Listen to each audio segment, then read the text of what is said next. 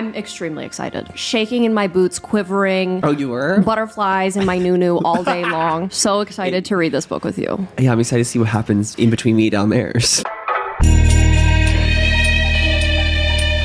Ooh, you want to buy my nasty merch so bad. Ooh, yeah, buy it, come on, I know you want it, baby girl. Guys, I need to share something so insane with you. I've literally never seen anything like it, and I'm in shock. The first collection of silent toys are here. You heard that right, silent. The brains at Bellesa created what they call Whisper Tech, and it's somehow delivered us an assortment of toys in all shapes that hit all the spots in silence. What? Yes. You heard that right. It's so insane. They're all so quiet, no noise, full power, and hit all the spots. So of course I gotta hook you up. So I'm doing a giveaway with Bellesa. So literally everyone wins a free toy. Meet the Whisper Collection, the world's first silent vibrators. Bellesa's new Whisper Tech makes sure that you never need to choose between power and discretion. These toys are so luxurious and aesthetic that pack a serious punch. They're powerful, but somehow completely quiet. I don't get it, but I love it. You can put your pleasure first without waking up the entire house. And now, in whatever format you prefer. You know and love the Whisper Bullet. A silent bullet vibe with 5 speeds. It's tiny, literally inaudible. Power is insane. Then there's the Whisper Rabbit, the Whisper Vibe, and the Whisper Wand, which both have 6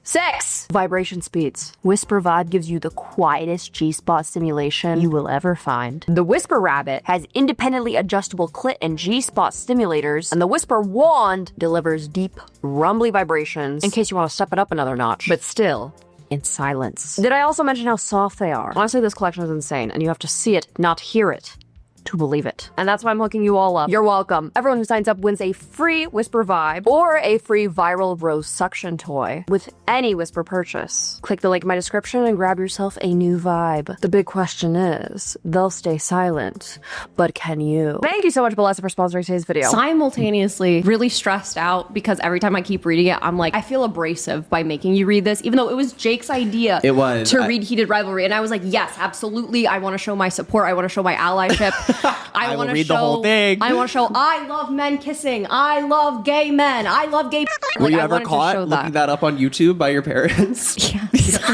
When I was reading this, I was blushing. I felt, what's another word for like feeling embarrassed? I was feeling bashful. Like while I'm bashful. When I was highlighting this, I felt bashful. You read smut all the time, so this is like must be on a completely different level. This is the smuttiest book I've ever read because most of the books I read, I would categorize them as romance. This one, I will say, there's no romance. No. Hear me out. It is the most romantic book I have ever read. It is the one that has made me the most happy. It is the most romantic and beautiful love story in my opinion. Really? Are you being so genuine right now? I'm being so genuine right now. Oh wow. Simultaneously, it is also the smuttiest. Out of all the romance, like I think there might be something wrong with me. Like maybe I just don't like. You were like, I need like the really like raucous sex scenes like for it to work. I don't know. We'll discuss at the end. But I'm really excited. I do have real genuine thoughts, and I did. Spoiler alert! I did like this book. I did like it. I don't think. Okay, I'm not gonna sit here and be like it's literature. Like I'm not gonna sit here and be like this should be what's the word called when you have to read it in school? Required reading.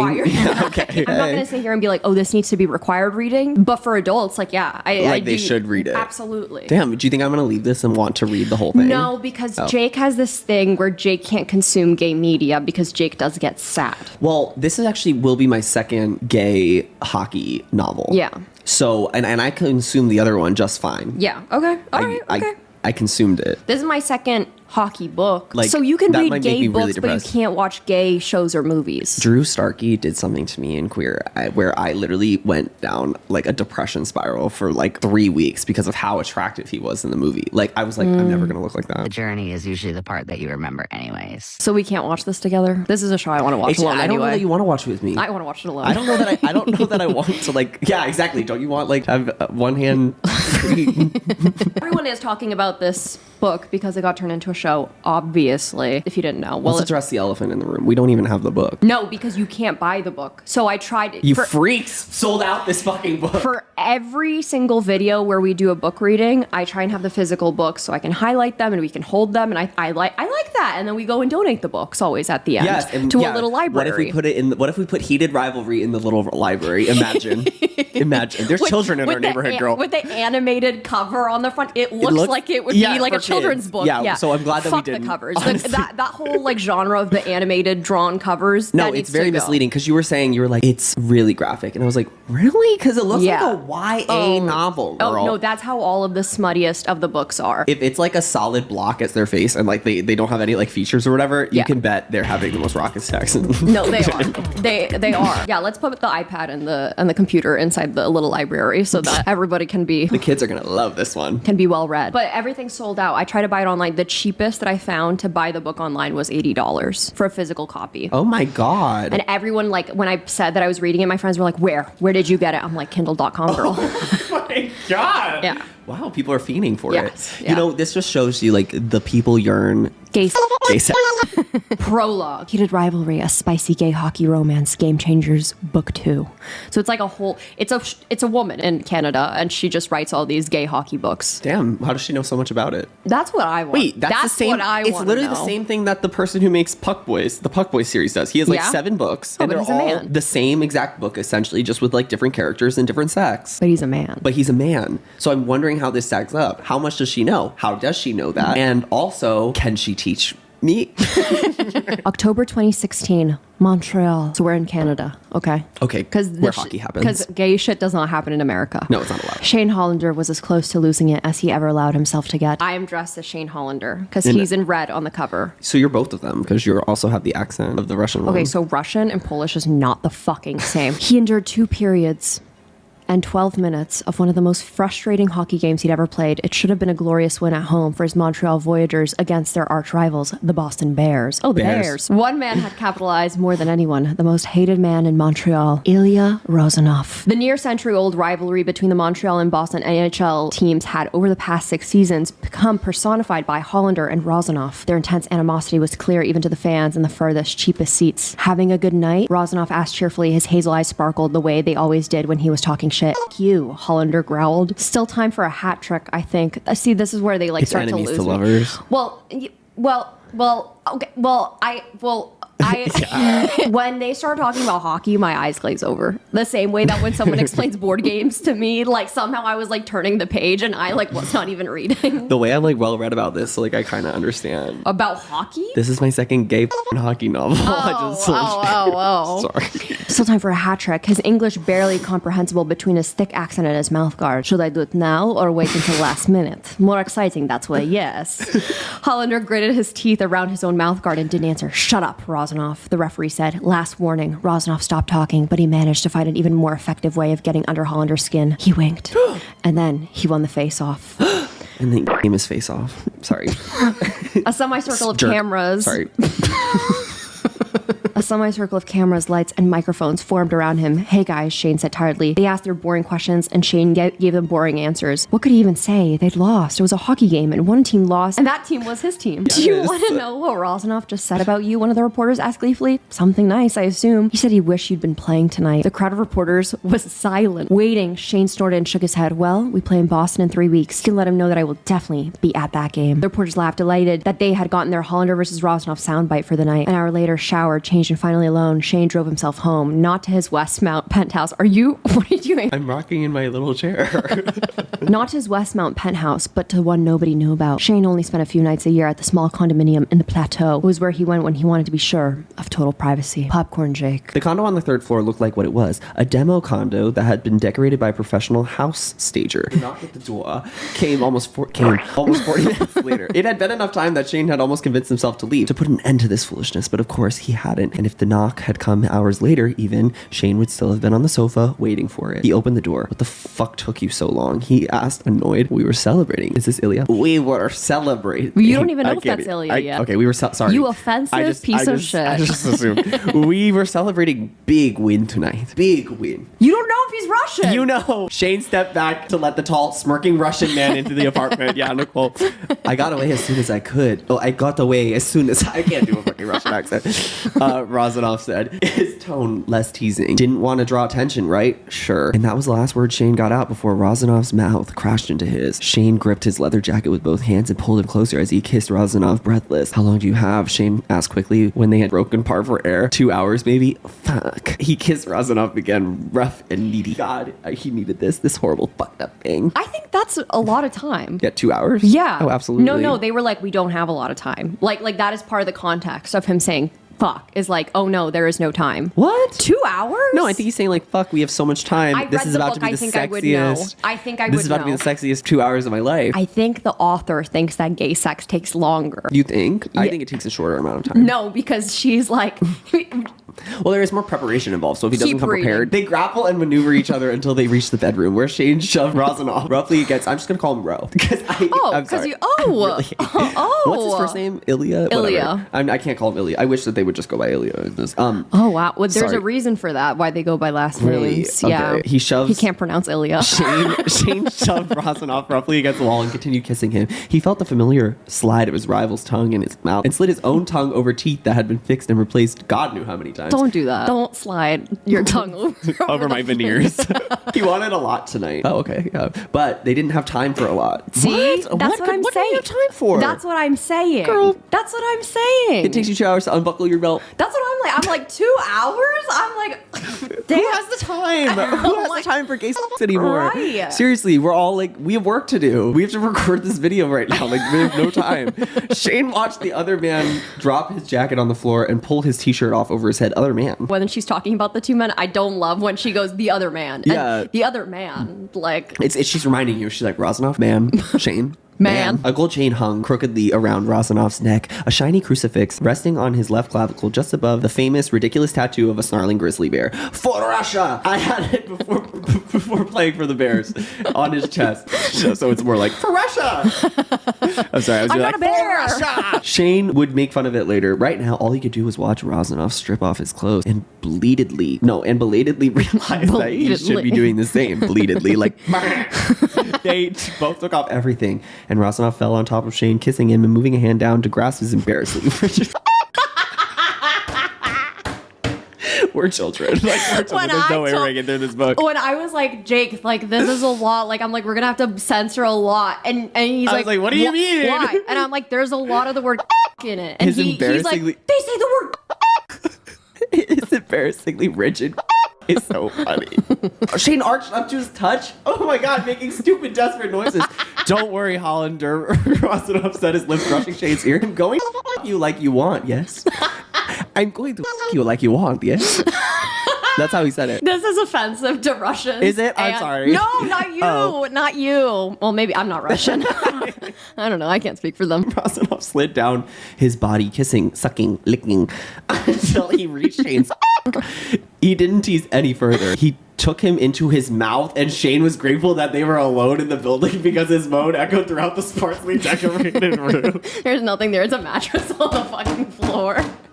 Rozanov was a stunning man. Light brown curls that were always a mess fell into his playful hazel eyes over his dark, thick brows. His strong jaw and cleft chin were covered in stubble. His smile was lopsided and lazy. His teeth were unnaturally white due to most of them not being real. I'm sorry. I don't mean to keep Cyrus. interrupting you.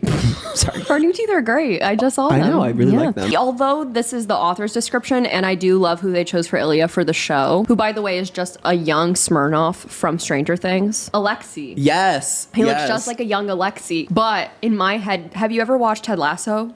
Yes. I've seen many episodes. You know, the one with the deep voice and the big eyebrows? In my head, that's how I pictured him. Interesting. Because like when I saw this guy, I was like, no, that seems to be wrong. Even though this is the author's I description. see. Shane hated him, but Rozanov was really good at sucking. And he was, for whatever reason, willing. That was important. Rozanov worked his talented mouth on Shane's. And Shane tossed the lube down the bed from the well-stocked nightstand. Oh, they have a lot of lube. Rozanov took it without pausing what he was doing and poured some on his fingers so he could get to work opening Shane up. This is the Pussy Palace. Oh my god! Nicole's book! Opening him up! They don't talk about like bottoming prep though at all. In this? Yeah. they're doing it kind of. Yeah, but not like the pre-prep, but this is like that is prep is like loosening them up. But this is the most that they go into it. Wow. So. This was never Shane's favorite part because he felt so fucking vulnerable. He felt weak and ridiculous every time they were together like this, but he always felt it most acutely when Razanov had his fingers inside of him. As a result, the preparation usually took a while. Relax. Yeah, it's not much time, but enough. Damn, they really don't think that 2 hours is enough time. That's what I'm saying. I feel like it's been 5 minutes and they've gotten to work pretty fast. His fingers are inside of him. How much longer do you need? No, literally. When he was ready, Shane wordlessly handed Razanov a condom before rolling over and getting on his hands and knees. He couldn't look at Razanov. Not tonight. Not after that humiliating loss. Not only do you lose your fucking career game. But now you're doing it dog style. Yeah. You gonna for me, Hollander? Okay, this is crazy. People are actually gonna clip this. Was going to, and he did. He punched the mattress and swore loudly and coated Razanov's fist with his release. Why are they so angry all the time? No, I don't understand why they thought this would take 2 hours. That's are they going to do it again? That's talent. They must really be into each other. I think a lot of this book, from what I understand, it seems accurate, but I don't know if everything. Rachel Reed or whoever wrote this book, I don't know. This is kind of fun because usually you're teaching me about the vagina. I know. And now I'm like, oh, the tables have turned. I should be sitting on that side of the table. Really, if you think about it. Did Razanov get the chance to Yeah, Razanov picked up speed behind him, sending aftershocks rocketing through Shane's body. But with each thrust. But I wanted to save some. I can't include every single part of every sex scene. I can't include every thrust. We would be here all night. And with you anytime. But I needed to be selective. So no, you're right. No, good on you. But just for the record, Razanov, he got his what do they call it? Lick back? He got his lick back shorts. Afterward, they lay on their backs next to each other, and Shane felt the familiar aftermath of guilt and shame creep in. Well, you won something tonight, Razanov mused. God, off. Shane lifted his arm to flip him off, but Razanov grabbed his wrist and pulled him over so Shane was on top of his chest looking down at him. Still have that stupid tattoo, I see, Shane said quickly to distract himself from whatever the fuck was happening. Aww, Razanov said, the obnoxious little grin returning to his face. He missed you. His bear tattoo. It's not gonna suddenly go away. You just fucked him a few weeks ago. It's not gonna go away. Well, you know what? They were talking about they don't have a lot of time for the cuddles afterwards, Nicole. Not everything's about sex. That's really what it is. That's so true. Yeah, it's called aftercare. I don't know. It doesn't seem like it because the next Neither of them went to go pee after sex. You're supposed to pee after sex. Oh my God. No. And then one of them's the pregnant. NHL is like, why do all of you have UTIs all the fucking time? I have to go, Razanov said. He sounded like he truly regretted it. Shower first, but then maybe I have to get back to the hotel. I know. They showered together and Shane dropped to his knees because he couldn't let Razanov go without tasting him. It was bad enough that he loved being so much that he loved having a dick in his mouth. But for it to have to be this son of a to the point that on the extremely rare occasion when it wasn't, Shane was left wanting. Maybe it wasn't just that this was convenient, but that was something Shane didn't want to think about. He brought Razanov right to the brink and then pulled off, catching the man's release on his chin and lips and probably on his neck. I thought that was the funniest line ever. Probably on his neck. As if that's oh, scandal. Probably on his neck. You just had a dick in your ass. That was probably on his neck. Do you think that Shane is Cream Team and then Ilya's Squirt Squad? Sorry. Thank God you asked me to do it. My professionalism in the real world, it's already gone. I basically have hand tattoos. You know what? I'm never gonna get a real job. Shit, Razanov said, still standing with his head leaning back against the tile where Shane was sitting. You've been practicing that, Hollander? No, Shane grumbled. No, you've been saving it for me. Shane didn't reply, which was as good as confirmation, the thing that you do as a Catholic person. Razanov laughed. You need to get laid, Hollander. Waiting for a quick fuck every couple months isn't healthy. I'm not waiting, Shane said. It wasn't a lie. He obviously wasn't 100% straight, but having sex with women didn't repulse him. It just didn't do it for him like men did. Popcorn Nicole. Jake's so flustered. This is my third read through because now I've had to read this, now highlight this. I'm yeah, whatever. You're yeah, he's stuck inside my tight little hole. I'm gonna ruin Christmas by showing the whole family Heated Rivalry. Chapter 1, December 2008. Regina. Ilya Razanov trudged through the bitter cold of the hotel parking lot to the team bus. Like most of his teammates, it was the first time in North America. He had expected to feel more overwhelmed by that, but Saskatchewan was hardly New York City. Saskatchewan, Chaparral. I know, every gay person has been to Saskatchewan ever. It was 2 days before Christmas, but for the world's best teenage hockey players, Christmas meant the World Junior Hockey Championship. It is Christmas! There is Christmas in this. I was asking you, you said said no. We wanted my Christmas tree in this video, but we couldn't fit it. We didn't know where to put it. Yeah. And then it just didn't work out. And then Jake was like, is there Christmas in this book? And I was like, no, there is Christmas on the very first page. Both Ilya and Hollander were eligible for the NHL entry draft that coming June, but they were already expected to be the number 1 and 2 overall picks. The expected order of these 2 picks depended on who you asked. Ilya knew his answer. He had never met Shane Hollander, never played against him, but he was already determined to destroy his whole. Ilya shrugged. You can't say that. Okay. Stop. Ilya shrugged and made his way to the vending machine. He bought himself a bottle of Coke and wondered if he could slip outside for a quick smoke before getting back on the bus. You're supposed to smoke over there, someone said. It took Ilya a moment to translate all the words. He turned to see the person that he now definitely recognized as Shane Hollander. Some of his features were clearly from his mother. Jet black hair, very dark eyes, but his father was some kind of bland Anglo-European heritage. His skin, however, was flawless, distractingly so. He's on Curology, smooth and tan. And this was his most striking feature, a smattering of dark freckles across his nose and cheekbones. I'm surprised you smoke, Hollander said. Okay. Ilya said, exhaling a long stream of smoke between his lips. There was uncomfortable silence, and then Hollander made another attempt at conversation. I wanted to meet you, he said, extending his hand. Shane Hollander. Ilya stared at him and then felt his lips twitch a bit. Yes, he said. He pinched the cigarette between his lips and took Hollander's hand. You're an awesome player to watch, Hollander said. I know. If Hollander was expecting Ilya to return the compliment, he was going to be waiting a long damn time. In the car, Shane told his parents that he had been talking to Ilya Rozanoff. What's he like? His mother asked. Kind of a Shane said. June 2009, Los Angeles. Shane, could you move a little closer to Ilya, please? Shane felt Ilya Rozanoff's arm brush against him as he stepped closer to him for the photographer. That's perfect. All right, smile, boys. Shane had spent the last 6 months since the World Juniors being a little bit obsessed with Ilya Rozanoff. They had quite a bit in common career-wise. They were both the captains of their respective teams and had both led their teams to the championship that season, and both had been scoring leaders of their respective leagues. My eyes are literally glazing over but I'm like, this is important. I can't just highlight the sex. The only difference between them was that Shane had a silver medal at home and Rozanoff had gold, and now Shane had come in second place again after a life of always coming first in hockey. This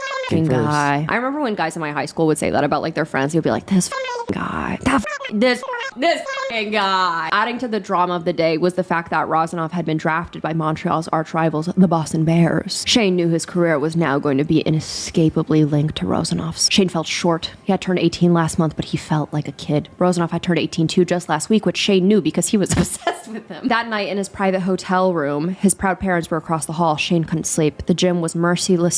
The gym was empty. Shane stepped onto one of the 2 treadmills and started running at a gentle pace. He didn't wear headphones. He just lost himself in the noise of the machine, and he's like actually a psychopath. He didn't notice when someone else entered the gym. He only realized that he wasn't alone when the other man stepped onto the treadmill next to him. Ilya Rozanoff gave him a quick nod and turned to face the white wall at the front of the room as he started running alongside Shane. Shane tried to ignore Rozanoff's presence. There was nothing weird about it. He must have been having trouble sleeping too, or maybe he always hit the gym after midnight. Rozanoff increased the speed on his machine. He didn't glance at Shane at all because Shane was petty and competitive. He increased the speed on his own machine just a little faster than Rozanoff's. They kept up that pace for another minute or two, and Shane finally slammed his hand on the emergency stop button and stumbled off. He leaned against the back wall, gasping for breath before sliding down to sit on the floor. Rozanoff stopped his own machine and was holding onto the console for support. Shane wheezed. Rozanoff laughed and joined him on the floor, wedging him between the corner and sitting perpendicular to Shane. Rozanoff ran a hand through his damp hair in a move that was more interesting to Shane than it should have been. Rozanoff was so masculine. He was on T. Shane was baby-faced and short and couldn't grow proper facial hair and barely had chest hair. Rozanoff was almost exactly the same age as him, but he looked like he had crossed over a magical line to adulthood.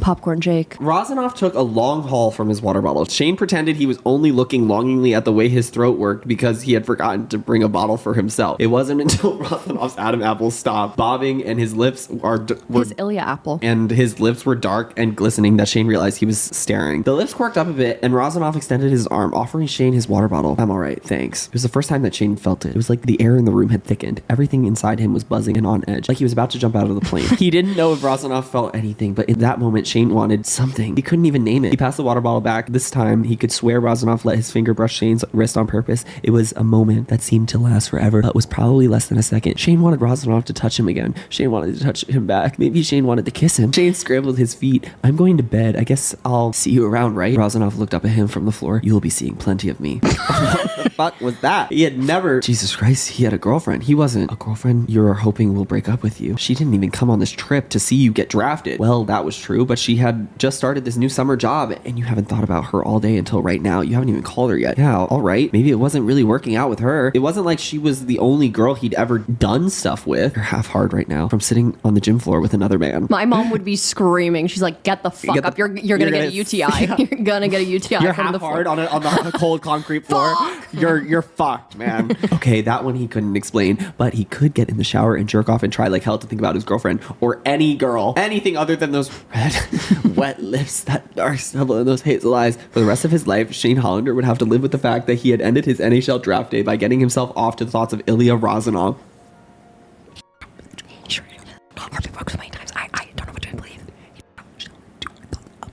December 2009, Ottawa. Inshallah, Shane gets what he wants. He does. We know he does. He gets Ilya's.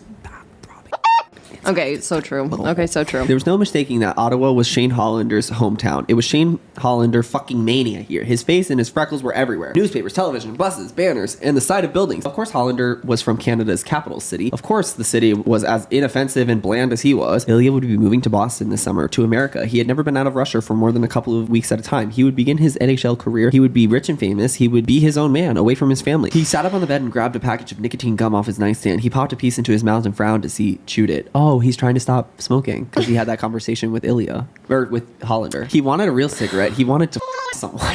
He wanted to go down to the hotel gym and find Shane Hollander on the treadmill, but Shane Hollander wasn't staying at this hotel. That night in the hotel gym in Los Angeles, 6 months ago now, Ilya had very nearly embarrassed himself. He probably could have covered up with his usual cocky charm, but he had been damn close to flirting with Hollander, or possibly just pressing him against the wall and taking his mouth. The thing was, he wasn't so sure that Hollander would have hated it. Ilya had probably, in his rough estimate, dozens of women since then. He certainly had no reason to obsess over his arch rival, or his arch rival's freckles, or his dark eyes, or the way his cheeks glowed red when he exerted himself. This is Shane. He had mostly forgotten the way that it felt when Rozanov had brushed his fingers against his hand when he handed him the water bottle at the hotel gym 6 months ago. So Shane had gone back to his life as usual after that night. He'd broken up with his girlfriend, but that had been overdue anyway. There's one other thing that had changed. Shane found himself noticing men, not his teammates or his friends or anyone like that, just like a guy at the airport Starbucks, or a guy who had been in the cereal aisle of the grocery store in Kingston a few weeks ago. It's not like he wasn't into girls. Girls were very important to him, and they were throwing girls were very into him. Oh, I'm sorry. Girls were not important to him. They were just into girls him. Were very into him, and they were throwing themselves at him now that he was about to become a millionaire superstar. So yeah, he'd been hooking up with girls, plenty of girls, like at least 2 girls since breaking up with his girlfriend. Not like all the way, but like stuff. He had definitely been blown by 2 different girls since July, and he had enjoyed it. With his head tilted back and his eyes closed, he hadn't thought about Ilya Rozanov's dark wet lips or his crooked smile at all. Are you getting tired of second place? Rozanov smirked. I'm winning this game, Shane growled. There's not an I in team. There's an I in suck my Papa Nicole. July 2010, Toronto. Oh my God, what if Drake makes an appearance? Shane had signed a lucrative endorsement deal with CCM, one of the biggest hockey equipment companies. He hadn't played a single game in the NHL yet, so he was pretty stoked about it. Then he found out that the CCM had also signed Rozanov, and then he found out that they wanted to launch an ad campaign with both of them together. Shane was getting used to photo shoots and having cameras on him in general. This seemed like a bigger production than he was used to. This felt like he was starring in a movie. Co-starring. They held the pose for what felt like an eternity with their faces inches apart, staring into each other's eyes. Try not to laugh, fellas. The director said, I know it'll be challenging. Laughing was not what Shane was worried about. He needed to relax his eyes, so Rozanov's features blurred just to keep himself from staring at the man's lips. Me, like doing anything. Like I'm like, my eyes are glazing over. Listening to board game rules, reading about sports. Anytime a man is speaking to me, a little more intensity in your eyes, if you could, Shane. Shane undressed quickly and then went into the shower, which was, like most rinks, communal style with a row of shower heads facing each other on both sides of a corridor. If he hurried, maybe he could get out of the shower before Rozanov came in. No such luck. Damn. He's gonna get caught naked in there. Shane had just gotten his hair wet when Rozanov entered the showers and stood under one almost directly across from him. Shane's eyes landed on the large bear tattoo on Rozanov's left pec. It was absolutely ridiculous. Wait, is this the scene where in the show his ass is like amazing? I think so. Oh my God. I haven't seen it yet, but I think. Okay, wow. I hope. Is this the scene? I think it's beautiful. Like literally, his ass is gorgeous. Shane quickly turned his eyes to the floor. He had shared with hundreds of guys in his life and rooms just like this one. It was just part of the game. He had never looked at any of his fellow players before. It was just unthinkable. He glanced up again and saw Rozanov had turned his back to him. Shane was left to stare helplessly at the display of naked, rippling muscle. His eyes trailed over Rozanov's broad shoulders and down the muscles of his back down to his tapered waist and his... Shane blushed hard. He couldn't... Why would he want to check out another guy's ass? That was just weird, but it was a really impressive ass. Oh, so they got the casting right. Oh, no. They got casting down. He read this book. He also had a long back, read this book, and he goes, I'm changing things today. I'm getting a shelf for this role. Not that he was comparing it to others. He was just perfect. And as Rosnoff scrubbed water over his face, the muscles in his ass flexed, and Shane was transfixed and aroused, visibly aroused, in a shower with Rosnoff. He only had time to look down at his thickening with horror before he noticed that Rosnoff had turned back around. No! Rosnoff glanced down at Shane's crotch and... What was that? I was laughing. I went, no. I don't think I've ever seen Jake this flustered So before funny. in my entire life. Like, This is crazy. Jake is reading any of the Colleen Hoover books, and he's like, "This is disgusting." No, I know. And now this is like crazy though. Like you got hard in the bathroom with your teammate. Rosnoff glanced down at Shane's crotch and raised an eyebrow. F off, Shane grumbled. It's nothing. I don't love that that's his character thing. Like that's his thing is f off. Like his Yeah. little like bitchy. Like I know it's gay as. I don't think we're playing it gay enough. Shane grumbled, it's nothing. Like what you see, Hollander? Just another goddamn thing for you to hold over me, Shane thought. He was so busy being mortified that he didn't immediately notice that Rosnoff's own was starting to swell. They need to go to the doctor. This isn't What good. is happening? What is happening with all these swelling? No, this is What good. is going on? They're This is having an good. allergic They're in reaction. love. They're having an allergic reaction. Me at their swelling probably. They're in love. Oh wait, this is romantic. No, this is- wait, oh, you this were is right. This is beautiful. so romantic, No, this Nicole. is beautiful. The grin had faded from Rosanoff's face. His eyes were full of intensity that was much more heated than what Shane had been facing during their photo shoot. Shane needed to get out of here. This was too bizarre. He absolutely could not do whatever this was. But Rosanoff let a hand trail down to his stomach and wrapped around his own to give it a slow, firm stroke. Nicole, I know. you wrote this. I was telling Jake the same guilt that I feel like as a person with OCD, you might relate if you have OCD. I just feel responsible for 9/11. I feel responsible for COVID. I feel responsible for all gay, but especially this one. Like as I'm like, as I'm sorry I got this TV show made. When I was highlighting this, I was like really, really bashful and embarrassed because I felt like I wrote this, and I'm like forcing, and I was like, I can't believe They stole this from your AO3 or whatever it's called. Get that ass. Yeah. Shane gasped. Loud enough that the running No, actually, it's more like this. Gag. Wait, Sorry, God. I feel like we're being so homophobic because they're actually gay this time. So we can't even do like what we normally do when we think a character's gay, like Jeremiah, and we're like, Gag, honey, you're gonna want to sit the boots the house down right now. Shane gasped loud enough that the running water couldn't mask it. Mask. Mask. They're both mask, Mask for mask. except for Shane. Shane's twink. Twink for mask. Twink for mask. What's that one meme? Enemies to lovers? No, twink for mask. Oh my god, I'm on this plane right now, and they said that masks and straps will be falling from the They'll be ceiling. falling from the ceiling. What were you thinking about? Rosanoff said, his voice low. Shane swallowed. His throat was bone dry. He said quietly. Like, you're so fucking... He's so bold for that. You're so bold for that. You were so No, scared. and say it with confidence. You! But he said it quietly. You. Exactly. So why are you saying quiet? It should be you. But I know he's not confident. I know he's not confident. I was thinking about Rosanoff heard him and smirked. He gave himself another stroke. You want to touch me, Hollander? Shane actually just wanted to watch Rosanoff f*** himself off, but not here. Shane stammered. Someone could come in. Look, Shane said to the floor, we can just pretend that never happened, okay? Is that what you want? Shane's answer should have been a lot faster. Yeah, of course. Rosanoff stood and crossed the floor until he stood right in front of Shane. You are a bad liar. My mom has told me this before, so that's why I said Maybe that. not in this exact situation. No! Shane scowled at him. What is your room number? Rosanoff asked. 1410? Shane said 42 quickly. Rosanoff's mouth twitched up. If I knock on door of room 1410 tonight, maybe around 9. Shane fought to keep his voice even. I might open the door. Rosanoff smiled. I might knock. Wait, that's kind of sweet. That's cute flirting. I know. No, that was kind of cute I because know. you were like, nobody flirts like that when we were reading the Colleen Hoover anything. You're like, nobody talks like this, and like if people flirted like this to me, I would hate it. But honestly, if somebody said this Like to me, this? this is kind of coy and This cute. is cute. No, that's what I'm This is saying. cute. Like this is kind of adorable. Well, damn it.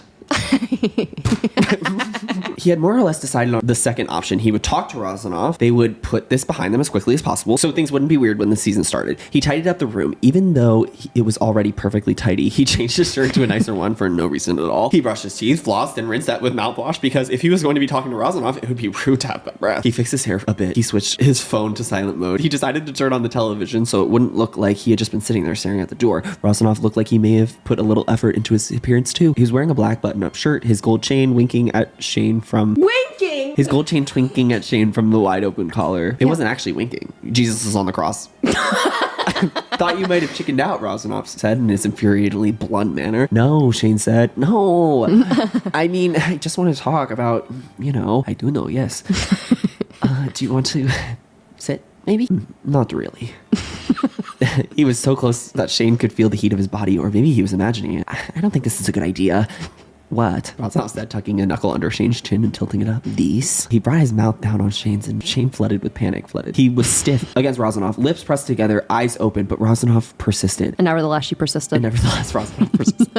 Shane felt the tip of Razanov's tongue trace the outline of his lips, seeking entry, long fingers threading through his hair, and Shane surrendered. He parted his lips and closed his eyes, and Razanov deepened the kiss, pushing between his lips and pressing his tongue into Shane's. Shane had never kissed a man. Somewhere in the back of his splintering brain, he wondered if Razanov had ever either. He certainly seemed to know what he was doing, but his didn't seem to think so, especially not when Razanov wedged a knee between his legs and rubbed a thigh against Shane's He's about arousal. to knee him in the balls. He's like, and Razanov tipped his head back farther, using his height and coming down hard on Shane's open mouth. He kissed Razanov back, hard and frantic and wanting more, but not knowing exactly what to ask for. Razanov crowded him back against the wall and started unbuttoning Shane's shirt. When he got the last button open, he grabbed Shane's hand and pressed it against his crotch, and Shane had his hand on Ilya Razanov's.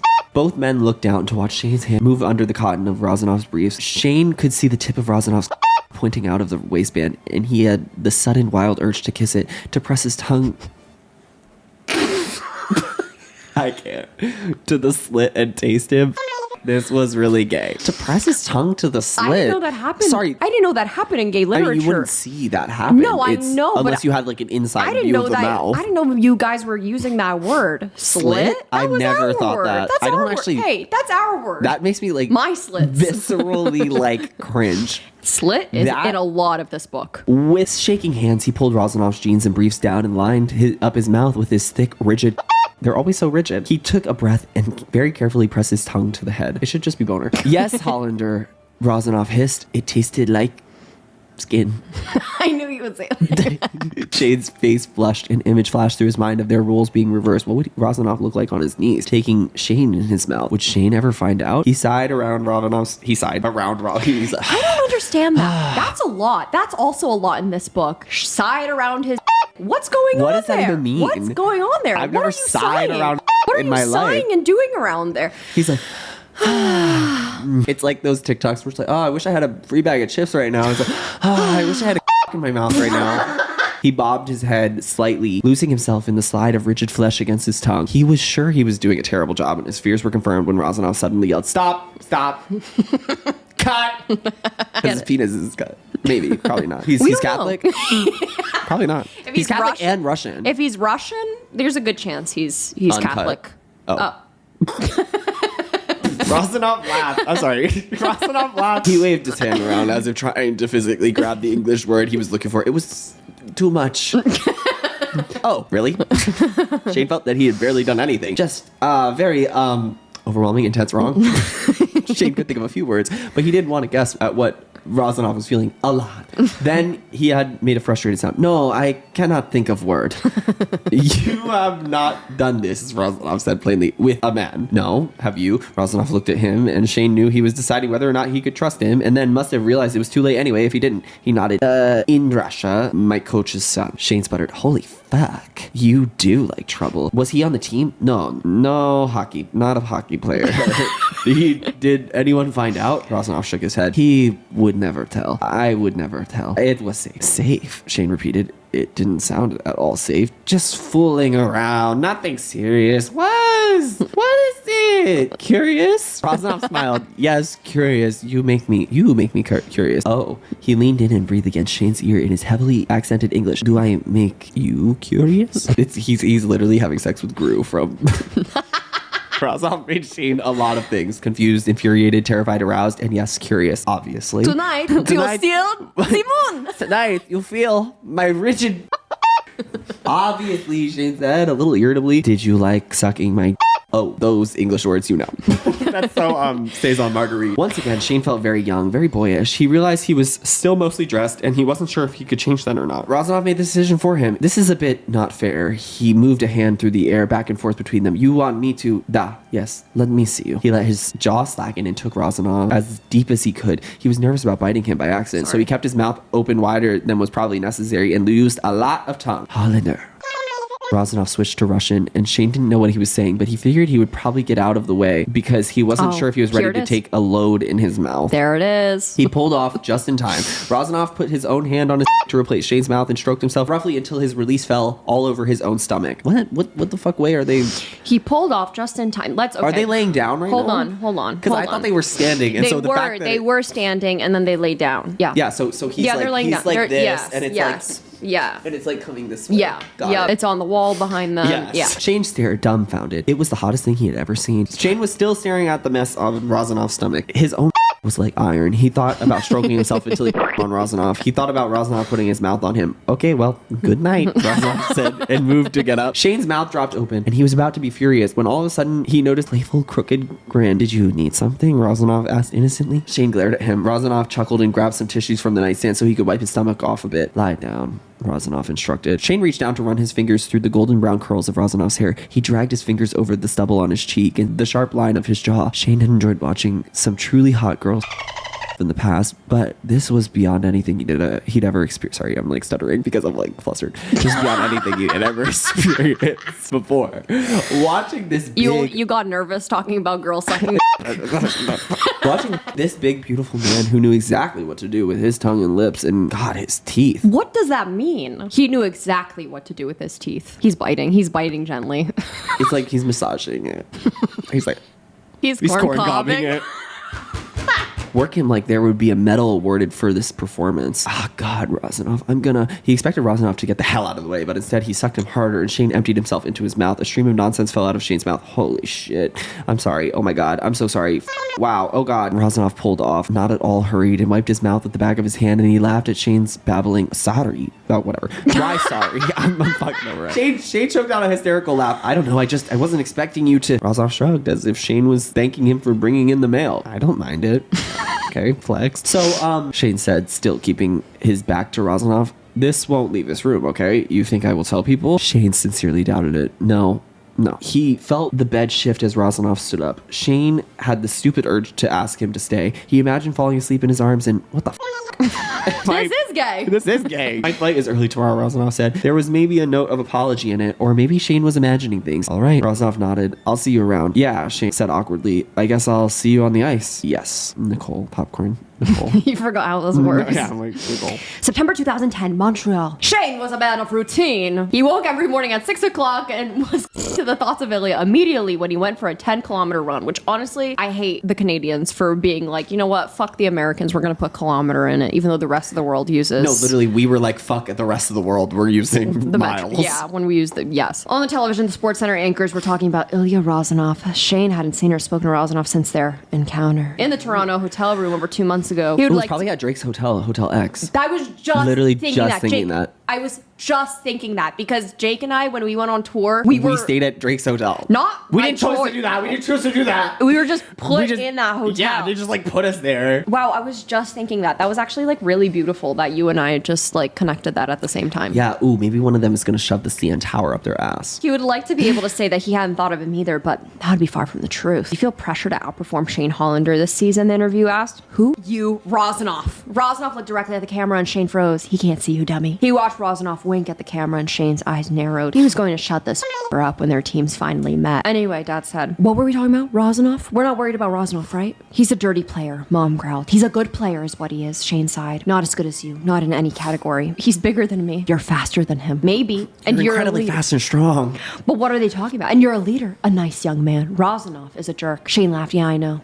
He's better at blowjobs than me. The thought crashed to the thought of Shane's brain, and he quickly grabbed a water glass, nearly knocking it over. He's better at He's talking to his mother. He's talking to his mother, and he's thinking about blowjobs. He's better than me in every way. He's better than me Jaws mom. He turned on the television, and there was Shane Hollander's face, filling the screen, all sweaty and flushed and happy, answering questions in perfect goddamn French. Ilya couldn't even say a basic English sentence without sounding like a cartoon villain. He hated his stupid accent. He hated his asshole family. Shane Hollander was speaking French, and he was breathless and smiling and drenched in sweat, with his hair sticking up in all directions. His cheeks were pink, and his lips were dark and wet. He looked so f***ing proud of himself. Ilya told himself the twisted feeling in his stomach was just jealousy, but he was terrified that it was something much worse. January 2011, Nashville. Why was Shane Hollander so f***ing hard to shake? They hooked up once, months ago. It had been a mistake, obviously. A giant, ridiculous mistake, or at the very least, something that should have been forgotten about. Not a big deal. On the ice, it was easy enough to focus on the game. Ilya actually loved playing against Hollander. He would actually never tell him, but Hollander was really good. He challenged Ilya in ways that Ilya wasn't used to. He loved taking the puck from Hollander. He loved slamming him into the boards. He loved skating around him. Saturday morning, the day of the All-Star Skills competition, he had received a phone call from someone from the NHL's PR office telling him that there was a short press conference scheduled for that afternoon, 2 o'clock. It would be just him and Ilya Rozanov. Why? Shane had asked. It's your first All-Star game. You're both having legendary rookie seasons, and besides, the press loved the idea of getting you two together. Shane had flushed a little bit. You would do a good job at like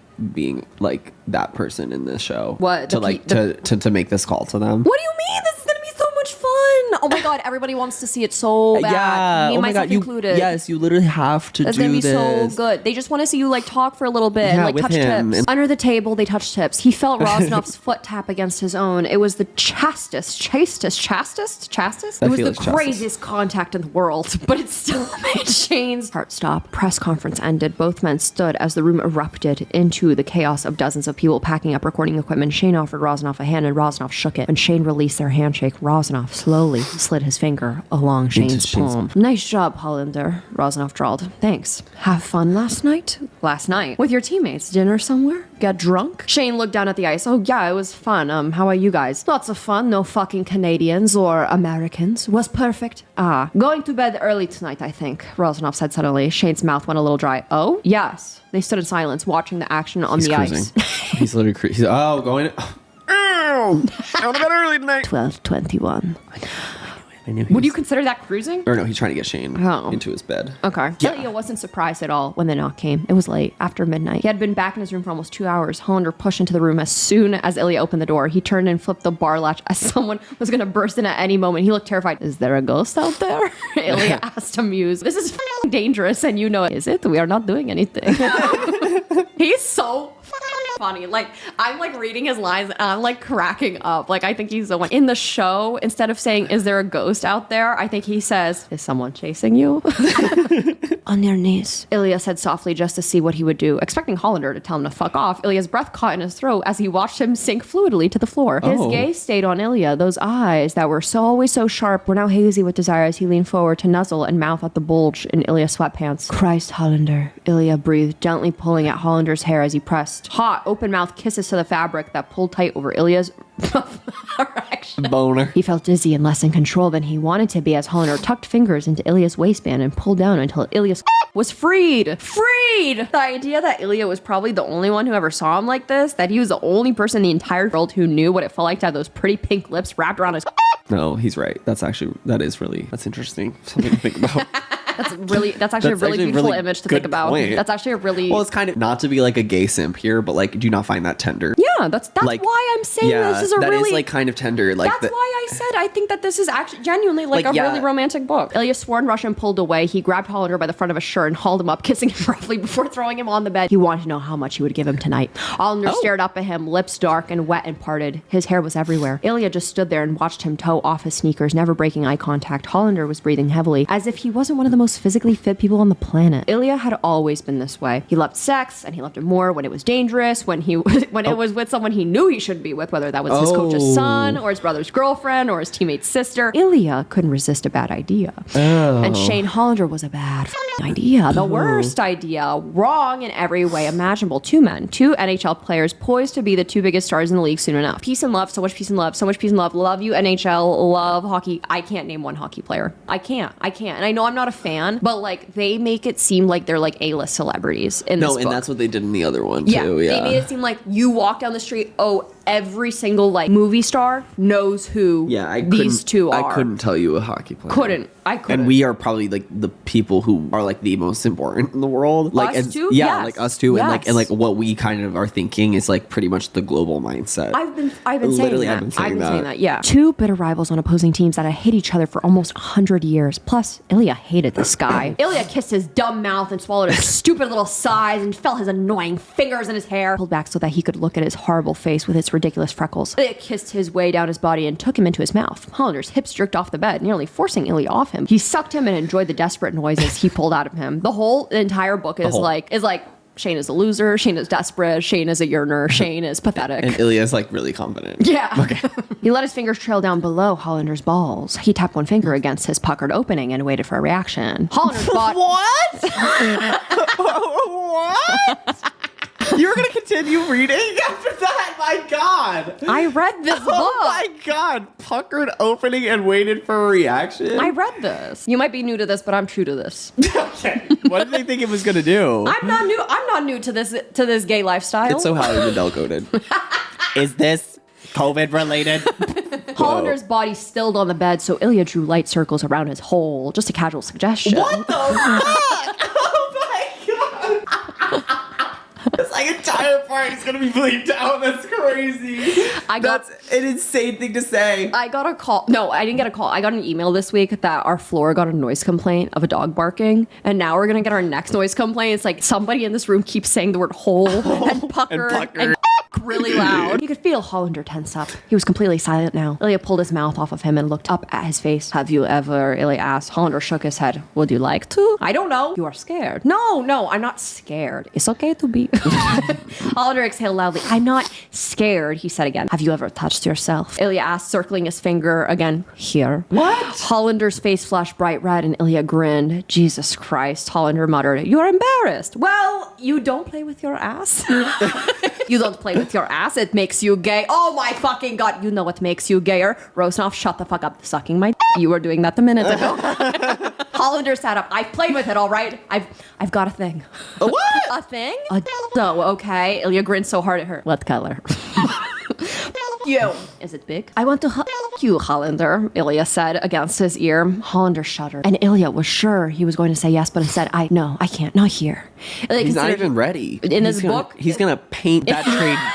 He's going to paint them so hard. In this book, there is no such thing as not ready. If you stay ready, you don't have to get ready. Literally, this man is born ready. This man's like, I'm not gay, I don't like men, but I stay ready. That's an insane thing. That is I insane. stay ready to bottom at any possible point. time. Ilya considered his answer and nodded. Not here. Not in a hotel surrounded by their fellow NHL players, by the media, by the fans. Not now, when they would both have to be as close to silent as possible when Ilya entered him for the first time. Their concern was the noise. Yeah, not the what might be up that hole.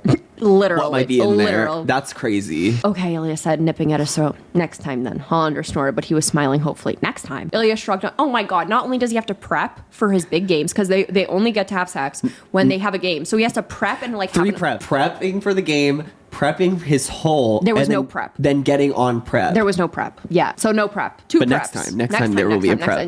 But there will be a prep. Hollander snorted, but he was smiling hopefully. Next time? Ilya shrugged one shoulder. We play in Montreal in 2 weeks. That doesn't mean we can... how could we? Where would we? Are you homeless? No. Well, then. So what? You're just going to sneak out of your hotel? What will you tell your teammates? The fucking truth. I'm going to get laid like every city we play in. After a game, you just want me to wait at home for you. Hollander's voice was tight, like he was angry about something. You're fighting.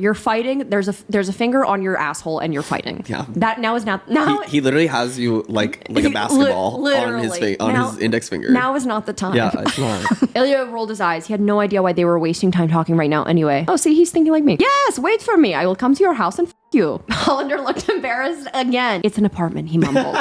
Jesus, fine. I will you in your apartment. Can we get back to things that he's so funny. He's so funny. Wait, love him. Popcorn Jake. Ilya walked slowly toward him. When he reached him, he put a hand on the side of his face and tilted his head until he could look directly into his eyes. Don't worry, they all...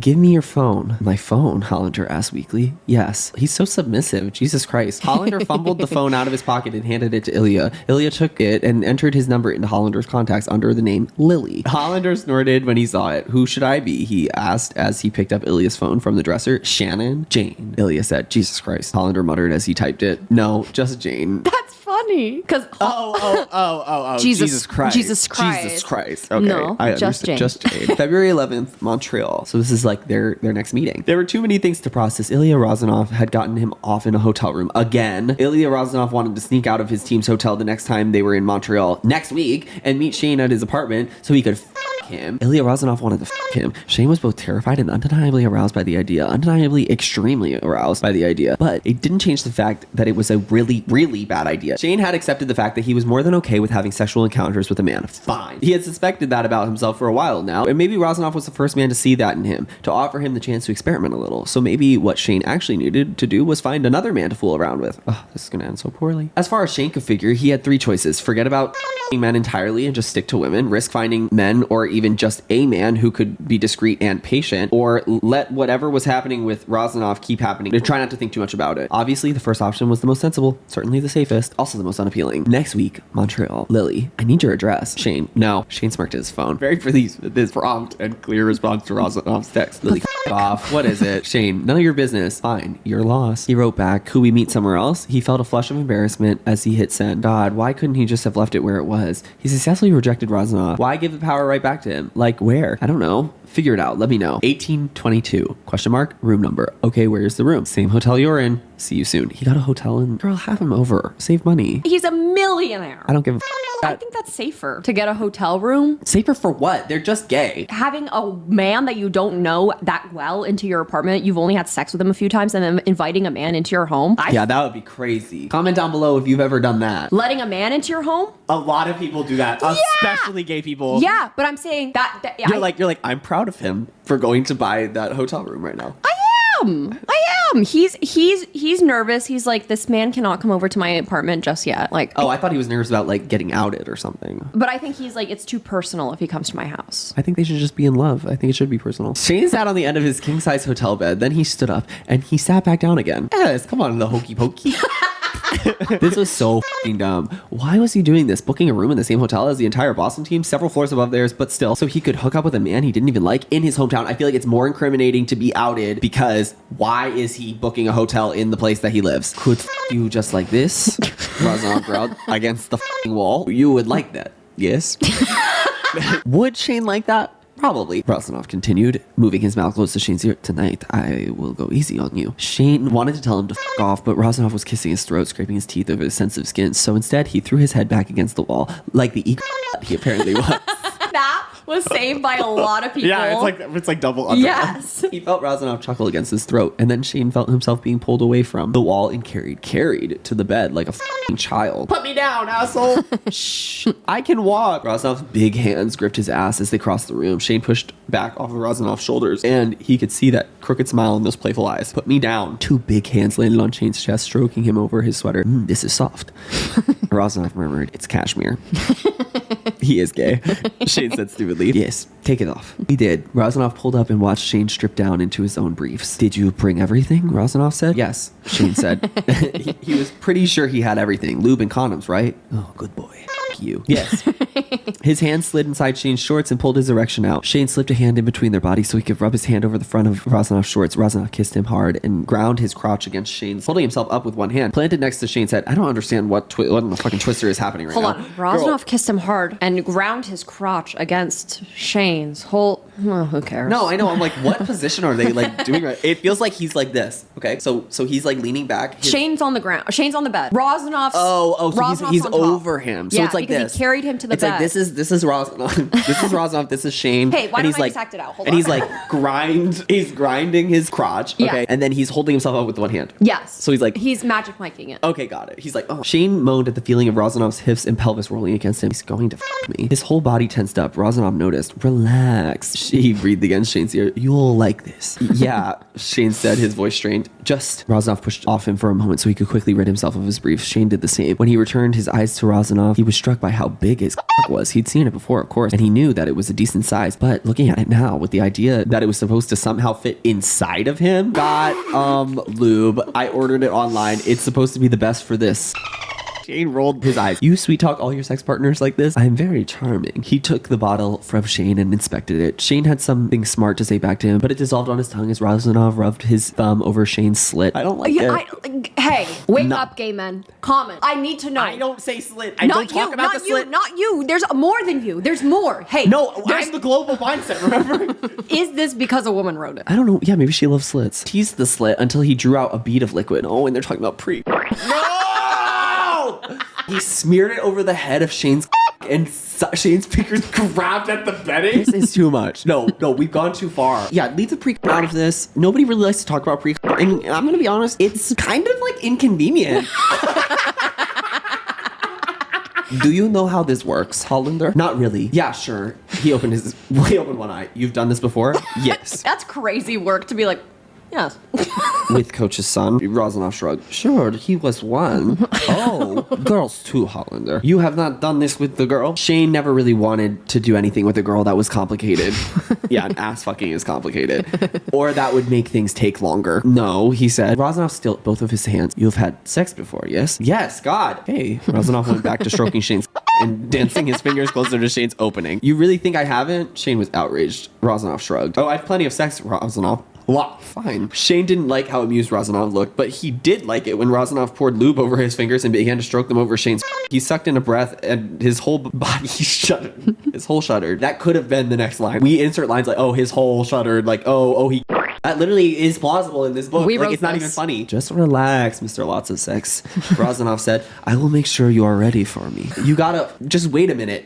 Shane rasped out. Razanov stopped immediately. Okay, he asked. Yeah, very okay. Too okay. Razanov used the break in time as an opportunity to give his own erection a few lazy strokes. Shane watched him and noticed again how absurdly large Razanov's looked. We do not have to, Razanov said, noticing Shane's face. I want to, Shane said quickly, too quickly. Shane got on his hands and knees because that's how this worked, right? He was pretty sure. He had watched about 40 seconds of gay once before he'd gotten embarrassed and closed his laptop. Now he wished he'd endured a little longer, if only for research purposes. Then Shane could feel it. The much too large blunt head of Razanov's against his soul. I literally cannot speak when we could have wrote that. We literally could have. The pressure was the most overwhelming sensation. He felt impossibly full, and he couldn't imagine how Razanov was supposed to move once he was all the way in. Shane was struck with a sudden, horrific thought that Razanov would become stuck inside of him. Oh, Jesus. They would have to call 911 or something. Shane forced himself to take a breath and pushed images of doctors trying to separate them while all of Razanov's teammates watched out of his mind. Oh my God. Catastrophizing like 101 right there. Okay, Razanov asked. He ran a hand over Shane's back, slow and soothing. Yeah, Shane said. His voice sounded strained. Razanov grunted and inside of Shane's body into a condom, but still, Shane's body had made that happen, and he couldn't quite wrap his brain around that fact. Eventually, Razanov pulled off and went to the bathroom to clean up. Shane shifted carefully to his back, already feeling the pain that was going to make it hard to sit down tomorrow. Popcorn Nicole. June 2011, Las Vegas. Shane didn't see him at first, all black in a tuxedo with his head bent over the railing. Razanov blended right into the darkness. Then he raised his head and let out a white cloud of smoke. It's not worth jumping over, Shane said, moving to stand just behind him. Razanov turned. He didn't even seem surprised to see Shane. They're at like this banquet event type thing. He took another long drag of a cigarette and then said in a tight voice, is the party over then? I go back to Russia in 3 days. Oh, they were both silent for a long time. Shane wasn't sure if Razanov had more to tell him or not. He decided not to push. It wasn't like they were friends. I should get back, Shane said after several minutes of gazing down at the city. My parents might still be at the party. I guess I'll see you next season. Shane stuck out his hand. Razanov looked at it and then he turned his head left and right, looking all around them. A split second later, Shane found himself pushed back from the railing against a wall. Razanov's mouth was pressed hard against his and his hands gripped his arms roughly, fingers digging into his biceps. Shane felt panicked. This was super dangerous and stupid and confusing, and Shane kissed him back just as angrily because fuck this guy for doing shit like this, hiding away all night on a fucking rooftop, smoking a goddamn cigarette in the dark like the worst cliche of a brooding heartthrob, making Shane feel bad for winning an award that he completely deserved, and then on a whim pressing Shane against a wall and kissing him like he would die without Shane's mouth on his, kissing him until Shane's senses were full of hard muscle pressed against him and taste of cigarette and slick heat of Razanov's tongue in his mouth. What the Shane grabbed Razanov's lapels and shoved him back. They couldn't do this here at all. Shane looked frantically around them. There was no one but Jesus. There could have been. Razanov gave him that crooked grin that it did absurd things to Shane's stomach. We can't, Shane said. He so meant did that it. crooked girl. An absurd thing to his stomach. I have to go. You should go to bed, Rosanoff. The smile disappeared. See you next season, Rosanoff said. Then he turned and walked towards the elevators. Shane tried not to begrudge these interviews. Whenever he had to do one, which was often, he would think of the kids who were watching. He used to love seeing his favorite stars interviewed on television before and after the games. Back in the dressing room, he picked up his phone to send a quick text to his parents. He messaged them before every game. He saw that he had a message waiting for him, and it wasn't from his parents. Lily, how many times can you in 1 hour? What the This was dirty pool. He's just asking. I feel like it's fine to remain curious. Yeah. Stay curious. Yeah, stay curious. Ask the questions. Like you will never know the answer if you don't ask. Right. He's trying to get to know him. Yeah. God forbid that the guy that you're sleeping with is trying to get to know you a little bit. Exactly. Like what? You always want to be in like this situationship? Right. Like no, he needs to ask these kinds of questions and learn. Exactly. Ilya nearly choked when he saw Hollinger's reply. I don't know, twice maybe. So pure. So honest and sweet. You are very bad at sexting, Ilya wrote. Who taught you that word? Ilya, your mom. Your mom! Okay, that was pretty stupid, but Hollander loved his mom, and that would bother him. Ilya, are you hard right now? No answer. Well. Ilya knew he was crossing a line with these texts, but it was just so damn fun to tease Hollander. He could just picture him now in the Montreal dressing room, blushing as he shoved his phone into a bag or something so no one would see it. He hoped Hollander was still mad about it later when they met in a hotel room. Ilya frowned at the abandoned-looking 3-story building the cab driver had delivered him to. He checked the address again and confirmed that it was the same as what Hollander had texted him. Hollander's only instruction had been for Ilya to go around the back of the building, text him, and wait at the door. So Ilya did that, trying not to think about being murdered in a dark, empty lot behind a creepy building. Get in here, he said. Ilya stepped past him into a dimly lit stairwell, and Hollander locked the door behind him. What is this place? Ilya asked. Instead of answering, Hollander pushed him hard with both hands. F you for texting before the game, you asshole. Yeah. Ilya grinned. You were hard, weren't you? For how long? The whole game. Is this your place? Ilya had never been to Hollander's home, but had always been hotel rooms before. The idea excited him. No, I mean, I don't live here, but yes, I own it. You will move here? No, it's just an investment or whatever, and I thought it could be a safe place to meet. Hollander was damn cute when he was embarrassed. Did you buy a building so that we could have somewhere to Hollander? Hollander folded his arms and did not make him look any more intimidating. Enough questions. We're not here to talk. Yes. Where do you want me? On that ladder? On the pile of wood over there? What? In here, idiot. Hollander crossed the room and opened yet another door. This one led to a fully finished bedroom, like a really nice one. This is the one that they had sex in the beginning. This is the this is the place. This isn't that day, but this is that building. Yeah. I kind of made the bedroom the priority and the bathroom so we could. But Ilya, I wouldn't say that to my situationship ever. I think it's kind of sweet. It is very sweet, but do you say that to someone who you're like trying to not have any romantic feelings for? I don't know that he's trying to. Like really, if we get down to it, and we really analyze, I think he fully has feelings for him. And he's But Ilya didn't let Hollander finish a sentence. He gripped Hollander's arms and pushed him back against the closet wall and kissed him. Hollander had bought them a building. This time, Hollander made a meal of Ilya's, his head bobbing in a quick rhythm that Ilya was This time, Hollander made a meal of Ilya's, his head bobbing in a quick rhythm that Ilya was not going to be able to endure for very long, not if he also wanted to fuck Hollander in their allotted hour of time. Hollander wasn't letting up. He tugged at Ilya's balls with just the right amount of pressure. They're going honestly too detailed with this.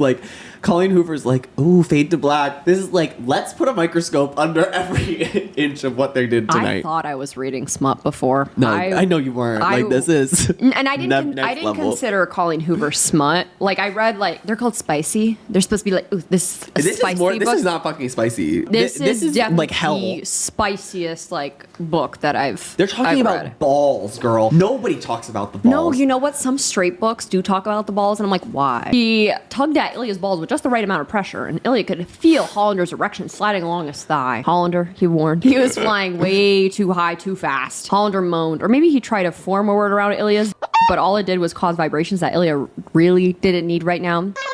You have to stop if you want me to fuck you. Hollander ripped his mouth away from Ilya's, but then he went very still. Oh God.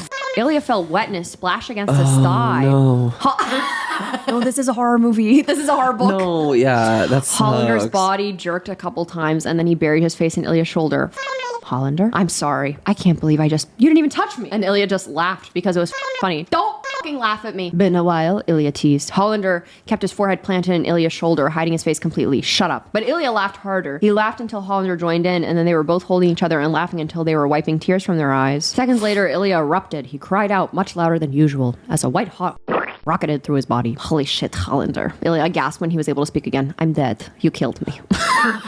You slayed me. I'm gagged. I am so boots the house down right now. Oh my God, Mary, why did you do that? And then Mary. Ilya felt the rare and unwelcome sensation of his cheeks heating in embarrassment. He didn't usually yell like that when he was... He didn't want to think about it, so he said, I have to go. You must be excited for the Olympics in Russia. Yes. Ilya was excited, but thinking about the expectations of his home country of his father made his stomach hurt and made him want a cigarette. Been dreaming of the Olympics my whole life, Hollander said. I can't wait. For what? A bronze medal? F you. Ilya laughed. Hey, remember when you shot your load for like no reason at all? Popcorn Jake. February 2014, Sochi, Russia. What are your plans for the night, Scott asked. I thought I'd watch some of the speed skating. Scott's face lit up. Yeah, that would be cool. I saw the men's figure skating short program is tonight too. Oh, right. That's probably going to be packed. Those guys are brave to be here, you know? Brave. Carter lowered his voice and glanced around the bench. Yeah, like because of the gay thing, right? Some of those guys are risking their lives for real here. Brave as hell. Right, Scott said. Turned his gaze to the ocean. Shane knew about Russia's laws against homosexuality, but he's been trying not to think too much about stuff like that. He just wanted to enjoy the Olympics, win the gold medal, and go home. But now he was thinking about Dev, a guy he trained with a bit from Ottawa, who was on the men's speed skating team and who Shane knew was gay. He was here. He was terrified. He must be. I think I'm going to text Razanov, try to lay eyes on him, make sure he'd not been arrested for blowing a ski jumper or something, relax a bit in my room, still jet lagged, you know? He was suddenly desperate to make contact with Razanov. The only problem was he had no idea where to find him. He sent a text, having a good time? There. That was cool and casual, just a friendly, hey, we're both at the Olympics, fun, right? Also, are you in jail? He waited all night for a reply, but none came. But he did.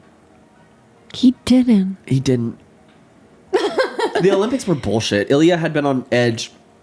He had been edging. He'd been edging all week. It had been days of smiling for the Russian media and mingling with government officials who made his skin crawl. Men and women who supported their country's leader without a question and who expected Ilya to do the same. Ilya hadn't had any time to enjoy himself. He'd barely had time to focus on his game, and it showed. But first, Ilya was expected to go to his father's hotel room. He wished he was strong enough to refuse. Gregory stepped closer, setting his vodka on the table, and he began to needlessly adjust Ilya's bow tie. Ah, who tied this for you? Your mother? She doesn't know how to do this properly. Ilya froze, his breath caught in his throat, and he swallowed hard before saying as evenly as possible, no, father, mom is dead, remember? And then Gregory froze, and Ilya could see the confusion in his eyes before he blinked and shook his head. Yes, of course, I know that. I was thinking of your stepmother. And where is Podlina tonight? Ilya asked, ignoring his father's obvious lie. Home. No further explanation. Fine. Ilya didn't care anyway. His father released Ilya's bow tie and smoothed the hand over his lapels. We should go, Ilya said. Gregory's brow furrowed. Yes, to the gala, Ilya supplied. For the Olympics, you are going to introduce me to the minister. Gregory's hands snapped up, blazing. I know that. Ilya didn't like his father, but he hated watching him deteriorate. He wondered if it would be easier when Gregory's brain was fully gone and he no longer had to suffer the embarrassment of drifting in and out of himself. With me, Ilya, and behave tonight. Try to make up for the shame you've already brought on your country. As Ilya followed his father down the hallway to the elevators, he felt his phone buzz in his pocket. He quickly glanced at the screen. Jane, having a good time? He really did not need Shane's stupid Hollander to be trying to make contact. Not here, not now. Sorry, I don't know why I went Russian for that.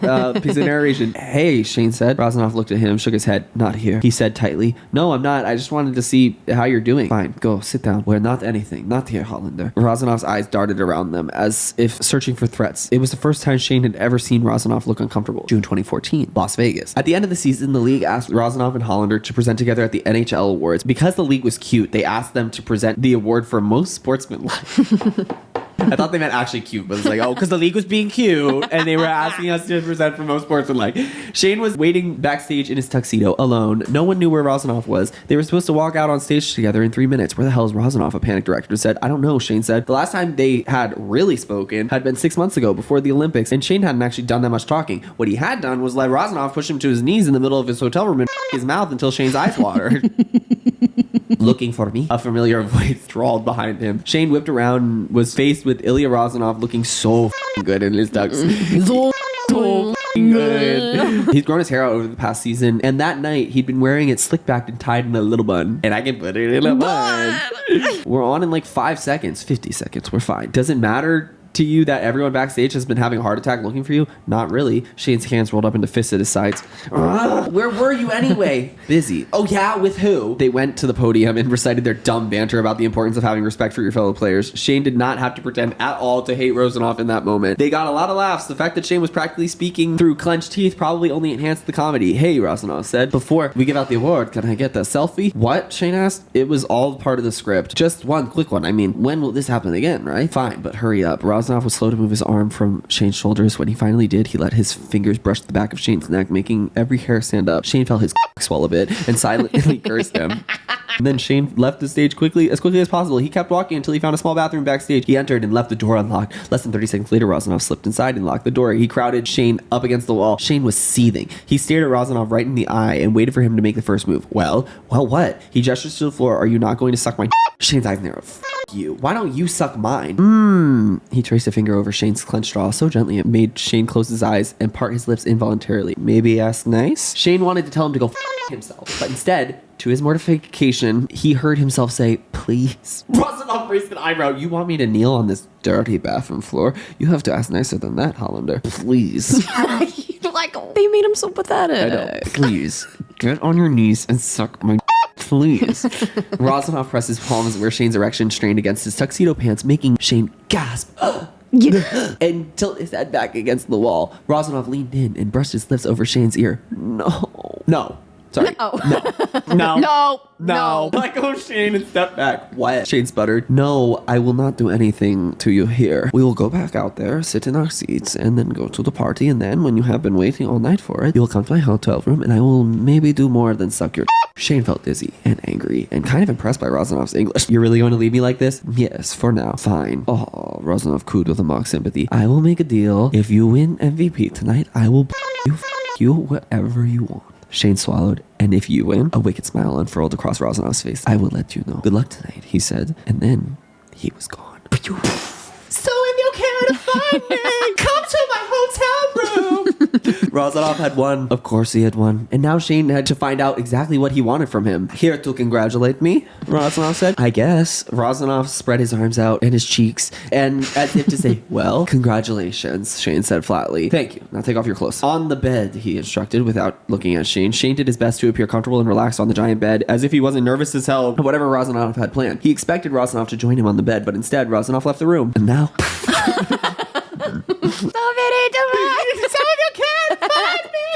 He was gone for an obnoxiously long time. When he returned, he was holding a glass of clear liquid. He sat himself in the chair against the wall at the end of the bed and took a sip. I am impressed with this hotel. This vodka is not so easy to find. Okay. Show off for me. Let me watch you. You what? It's my special night, Hollander. I want to watch you. Rozanov shook his head. No, the vodka you can have after as a reward. You. Rozanov laughed. Is good vodka? Come on. Look at your poor Hollander. Give him some attention, yes? Would you like to know, Rozanov asked as he settled himself back into his chair, how it feels? How what feels? He leaned forward, grinning like a shark. The cup. Do you want to know what it feels like to hold the Stanley Cup? Oh, you. Rozanov laughed. I cannot describe it anyway. Impossible. I'll find it out for myself soon enough, Shane grumbled. Of course. Now show me how you like it, Hollander. Please, Shane gasped. Begged. Please what? I need a tailor. Because I ripped my pants.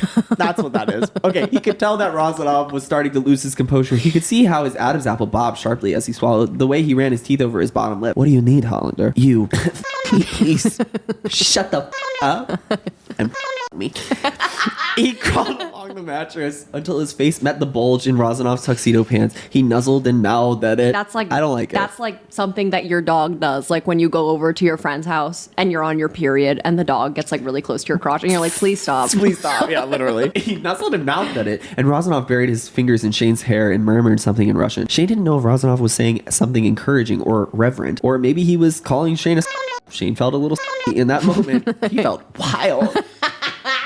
He wanted Rozanov's in every part of him at once. Rozanov let him suck for a few blissful minutes before he shoved Shane down onto the bed and twirled his hand in the air. Turn over, he said. Shane did as he was told and raised his ass in the air far too eagerly. He heard a rustle of a condom being opened and then saw the empty wrapper hit the floor when Rozanov tossed it aside. He so hard that he actually yelled, and there was no other word for it. And once again, he had made a mess of the hotel bed sheets. Jesus, Hollander. Are you heading back soon? Shane asked, just to make conversation. Back to Russia for the summer. Rozanov exhaled in a long stream of smoke. Yes. Oh. They were silent a moment, and then Shane couldn't help but ask, why? Rozanov shrugged. It is home. But do you like going there? Rozanov didn't answer. He took another drag of his cigarette and closed his eyes. I should sleep, he said finally. Oh, yeah, I need to get going anyway. Yes. And Shane left. Popcorn Nicole. October 2016, Philadelphia. My country, Philadelphia. My country. Ilya had a man pinned under the weight of his body. The man was big, almost as tall as Ilya, and pressing back against him aggressively. Ilya wedged a knee between the man's thighs, holding him firmly in place. Off, asshole. The man growled. Ilya leaned on him harder. All right, let him go, Rosnoff. The referee said. I'll call holding if you don't back off right now. Ilya could hear the boos and taunts from the crowd as he skated to the bench. You, Rosnoff. You're a Rosnoff. Go back to Russia, you piece of etc. A Philadelphia defenseman skated by the bench when the play had stopped. Keep it up and see what happens, Rosnoff, he threatened. I know what will happen. My team will win. Suck my Rosnoff. Be the best of your life, sweetheart. Ilya winked to him. Jake, you say it. The other player grumbled. Ilya shrugged. Yeah! Yeah! Ilya shrugged. It was half true. November 2016, Boston. Heading out, Hayden asked from where he was watching television on the hotel bed. Yeah, just a bit. Meeting a friend. If you say so, Hayden grinned. Shane swallowed and tried not to let anything show on his face. His insides roiled with shame and fear and anticipation. Just a friend. Rosnoff answered the door wearing low-slung sweatpants and no shirt. Shane swore under his breath. All thoughts of just talking to Rosnoff left his mind. The f*** is this? Shane asked as he entered the bedroom. You're not speaking to me anymore? Just expect me to follow you like a dog? Shh, Rosnoff said. I wanted you to do the face. Rosnoff wasn't wearing underwear and his was half hard already. Shane took it into his mouth. I'd like to look at you tonight, I think. You on top? Rosnoff asked. Okay, Shane said, but the request made him nervous. Usually Rosnoff just took him from behind on a bed or against a wall. Shane could pretend he was pretending that Rosnoff was someone else that way. Rosnoff slapped his own thighs, an invitation, and Shane went to him. Shane braced himself with a hand flat on Rosnoff's chest. Rosnoff covered that hand with his own, which surprised Shane. Rosnoff never took his eyes off his face except to watch when Shane started stroking himself. Shane saw the glazed look in his eye and the way his mouth was hanging open as he rode him harder. Rosnoff grunted. And without warning, you're right, I do just go from the start to just them. Right, that's what I'm saying. You're like, get me to the money shot.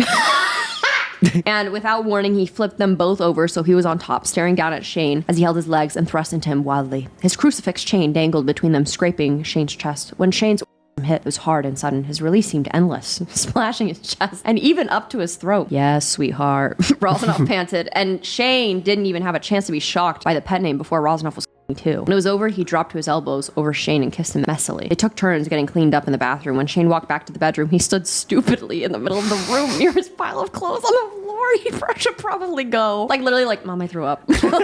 There was something a little too tender in the way that Rosnoff was looking at him, and there was something that was just far too soothing about the way that Rosnoff's fingers combed through Shane's short hair and curved down to trace the bridge of freckles that stretched across his face. You could stay, Rosnoff said. Stay here tonight. Shane's eyes opened. Rosnoff was looking at him seriously again. You want me to stay here? Rosnoff seemed to realize that he had just asked because his face changed and he shrugged, forcing a half grin. I'm not done with you yet. Oh, that was more familiar. I can't stay. You know that. You could. The game is tomorrow afternoon. No morning practice. I told Hayden. Rosnoff rolled his eyes. Is Hayden your mother? Gag. I got ginger ale. You like that shit, right? I love ginger ale. I literally love ginger ale. I know. I don't know if anybody knows this about me. Yeah, I do. Shane looked at him oddly. Shane didn't often drink because he didn't want to do anything that might compromise his performance on the ice. Over the years, he had developed an affinity for ginger ale as a substitute for beer, but it wasn't like he'd ever talked about that to Rosnoff. Instead of asking Rosnoff how the hell he knew that he liked ginger ale, why you cared enough to buy some, he asked, you want to order takeout or do you like tuna melts? You want to make me a tuna melt. That is very Colleen Hoover coded. That is just like a very random fucking food that like nobody would ever think about. Tuna melts will be constantly associated. Like at the end of this book, it's gonna be like, and we had our last tuna melt together. LA is good. Beautiful women. Shane noticed Rosnoff stealing a glance at him as he said this. Yeah, sure. Shane said, there's beautiful women everywhere, really. They are rich and famous. Yes. There was a silent moment. The game went to commercial. There was a girl, Rosnoff said, in New York. I used to see her when I was in town. Used to. She's getting married. Oh, Shane looked into the ginger ale bottle. Are you upset about that? What? No. Rosnoff seemed genuinely surprised and maybe amused by his question.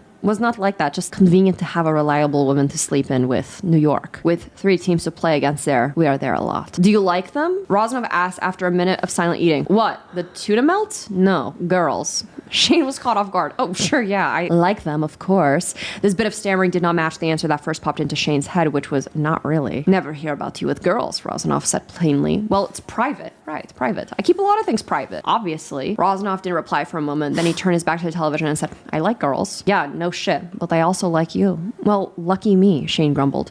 Not as a person, of course, Rosanoff teased, but you have a good mouth. He took a suggestive bite of his dill pickle. The truth was that he hadn't ever had what he would consider to be a successful relationship with a woman. He had a decent amount of experience with them, but he couldn't think of any sexual encounters with women that had actually been great. He wasn't sure how any of the girls felt about it. Maybe they had just been excited to get into bed with a hockey star, and that was enough to distract them from how half-hearted his efforts had been. He didn't like being the one doing the f***ing all that much. He loved being Shane had always been too embarrassed to ask the woman he'd been with to use a dildo on him, so he more or less forced himself to endure the act of fucking women. He was obviously very athletic, which the women seemed to appreciate, and that probably covered the fact that he wanted it to be over as quickly as possible. Eventually, Rosanoff moved his other hand to slide up Shane's thigh and cup him through his jeans. They just fucked, and now once again, they're like, yes, let's watch TV. Hey, let's do it again. He massaged him with one big skilled hand, and Shane's quietly responded. When the bulge threatened to rip through the denim, Rosanoff flicked open the button on his fly and carefully pulled down the zipper. Shane hadn't bothered putting his briefs on again, so his cock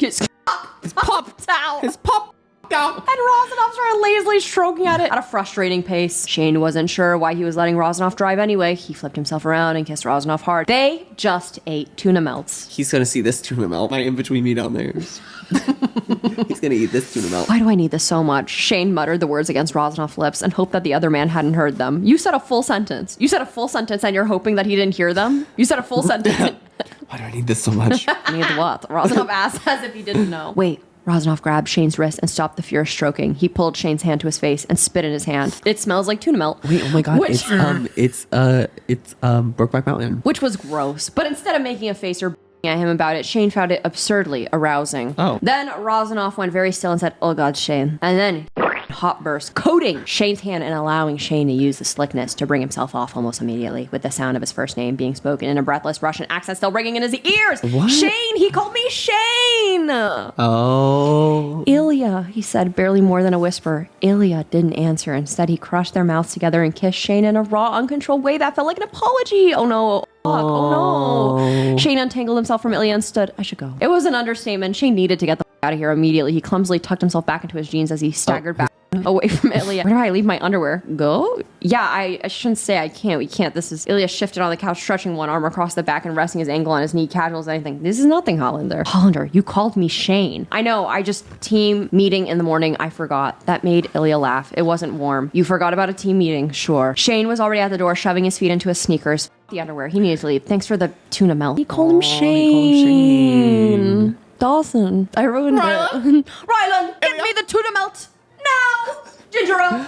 Popcorn Jake. November 16th, Montreal. Hollander, what the f*** are you doing right now? Shane frowned into his phone. It was his teammate, JJ Boisel, who always called and never texted. Nothing. Why? Fuck that. Get your ass downtown. My buddy Francois, you know the chef. He's having a little after hours party at his restaurant. And get this, the cast of the X Squad movie they're going to be filming here is going to be there. Aside from a couple of his teammates, Shane didn't know anyone at the party, but he certainly recognized a few movie stars in the crowd. Shane was pretty famous, extremely so on the hockey scale, but even he was a little starstruck in this company. He made his way to the bar, where the bartender seemed to have no problem serving people well after closing. The slim, attractive, dark-skinned man was making elaborate cocktails for the all-star guests. He poured Shane a beer and rested it on the coaster in front of him. Thanks, Shane said. He slid a $10 bill across the bar. The bartender held up his hands and said, "On the house." "Oh, well, you keep it then." The man shook his head, smiling. "It's an honor." "Are you having a good night?" "This crowd, are you kidding? Rose Landry is here, man." "Seriously?" He looked over his shoulder, almost involuntarily, searching the crowd for the famous actress. "Please tell me you're hungry," a woman's voice said. Shane looked up and saw a slim woman with dark glossy hair and a very expensive looking top draped over equally expensive looking jeans. Rose Landry. She lost track of time as they sat in the booth and talked over delicious cod fritters. Rose was easy to talk to, surprisingly so. They bonded over descriptions of the lake cottages where they had each spent childhood summers. She had an older brother who had played hockey in college, and then he became an engineer. Her parents, like Shane's, worked in government. At the end of the night, they exchanged contact info and made loose plans to meet for dinner whenever both of their schedules permitted. Shane left the restaurant with a little spring in his step. It had easily been the best connection he had made with a woman ever. He liked Rose. He wanted to get to know her better. He was excited by the idea of spending more time with her, and she was very pretty, obviously. Shane liked a girl. Huzzah! December 2016, Detroit. Roz, you gotta see this. You'll shit, man.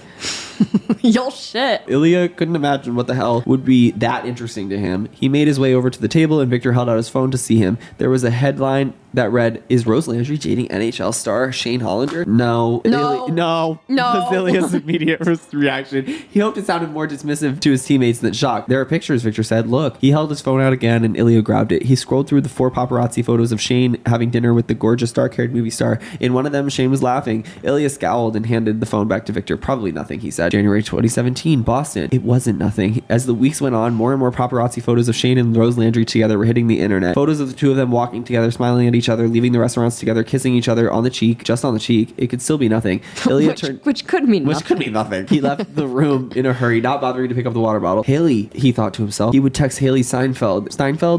Seinfeld? He'd text Haley Seinfeld and see if she was doing anything tonight. He liked Haley. She was fun. She had dark hair and freckles. 1 week later, Montreal. That's important. Yeah, and she had dark hair and freckles, just like Shane. Yeah. I know. They're trying to find each other in women, and that's wrong. They shouldn't. They should find each other in their beds. Find each other. They should find each other. They should explore each other and find each other. You're right. When Shane's phone buzzed an hour after the game against Boston had ended, he expected it to be Ilya. It was Rose. "Come out with us tonight. We'll be at Ultraviolet." Shane felt a confusing mixture of anxiety and relief sweep over him. He hadn't been sure what to say to Ilya if he had texted him, if he had wanted to see him, because Shane had a girlfriend now, sort of. Ilya was absolutely not going to text Hollander, not a chance. What he was going to do instead, apparently, was sulk around the hotel room and snap at his roommate for no reason at all. Ilya sighed and sat himself on the end of his bed. "Nothing. I need to get laid. Let's go out." He found Rose and her friends in the VIP area of the club. She stood up and kissed him quickly in greeting. He recognized most of the people there. 2 of them were her co-stars from the X-Squad movie, Miles and Gia. Love that name. Miles was a young actor with a massive fan base due to his work as a teenager on a popular television drama. He was extremely attractive with light brown skin, perfectly groomed stubble, and the most incredible eyes Shane had ever seen. They were gray, so pale that they were almost silver. Shane nodded at him awkwardly and received a slow, absurdly sexy smile in return. Shane looked away quickly and moved to sit next to Rose. Oh, so he's having cravings. Cravings. He's having cravings. Cravings. Gay cravings. Gay cravings. He's literally having gay cravings. He's having Right. gay withdrawals right now. He should get his fix with Ilya again.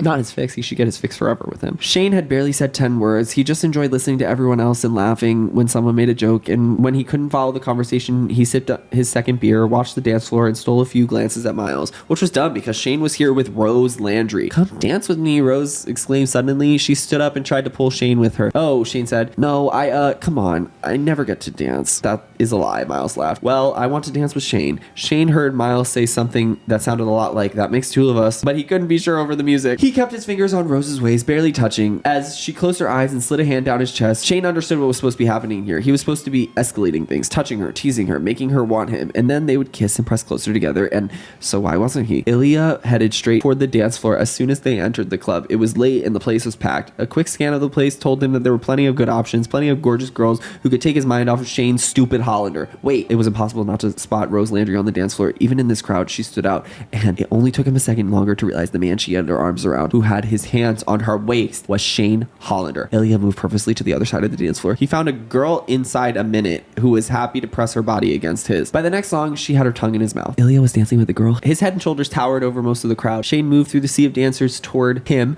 without realizing he was doing it. Ilya had on a V-neck t-shirt that was almost transparent despite being a dark color. Sometimes a light would hit him just right, and Shane could see the outline of his bear tattoo and the glint of his gold chain. The girl he was dancing with had her back to him, and she seemed to be grinding her ass onto his crotch. Ilya was watching her, eyes hooded, lips parted. Shane watched as he bit down on his lower lip and closed his eyes before bending his head to kiss her neck. She turned and leaned up and kissed him. It was a wild, filthy kiss. She had her hands up the front of his shirt. Shane felt sick. He needed to leave. He realized suddenly, as if waking from a dream, that he was standing alone in the middle of the dance floor, not dancing, just staring at Ilya. He couldn't let Ilya notice him. Popcorn Nicole. Ilya pulled away from the kiss and smiled at the very willing partner. She was a good kisser. She had a tongue piercing. He liked that.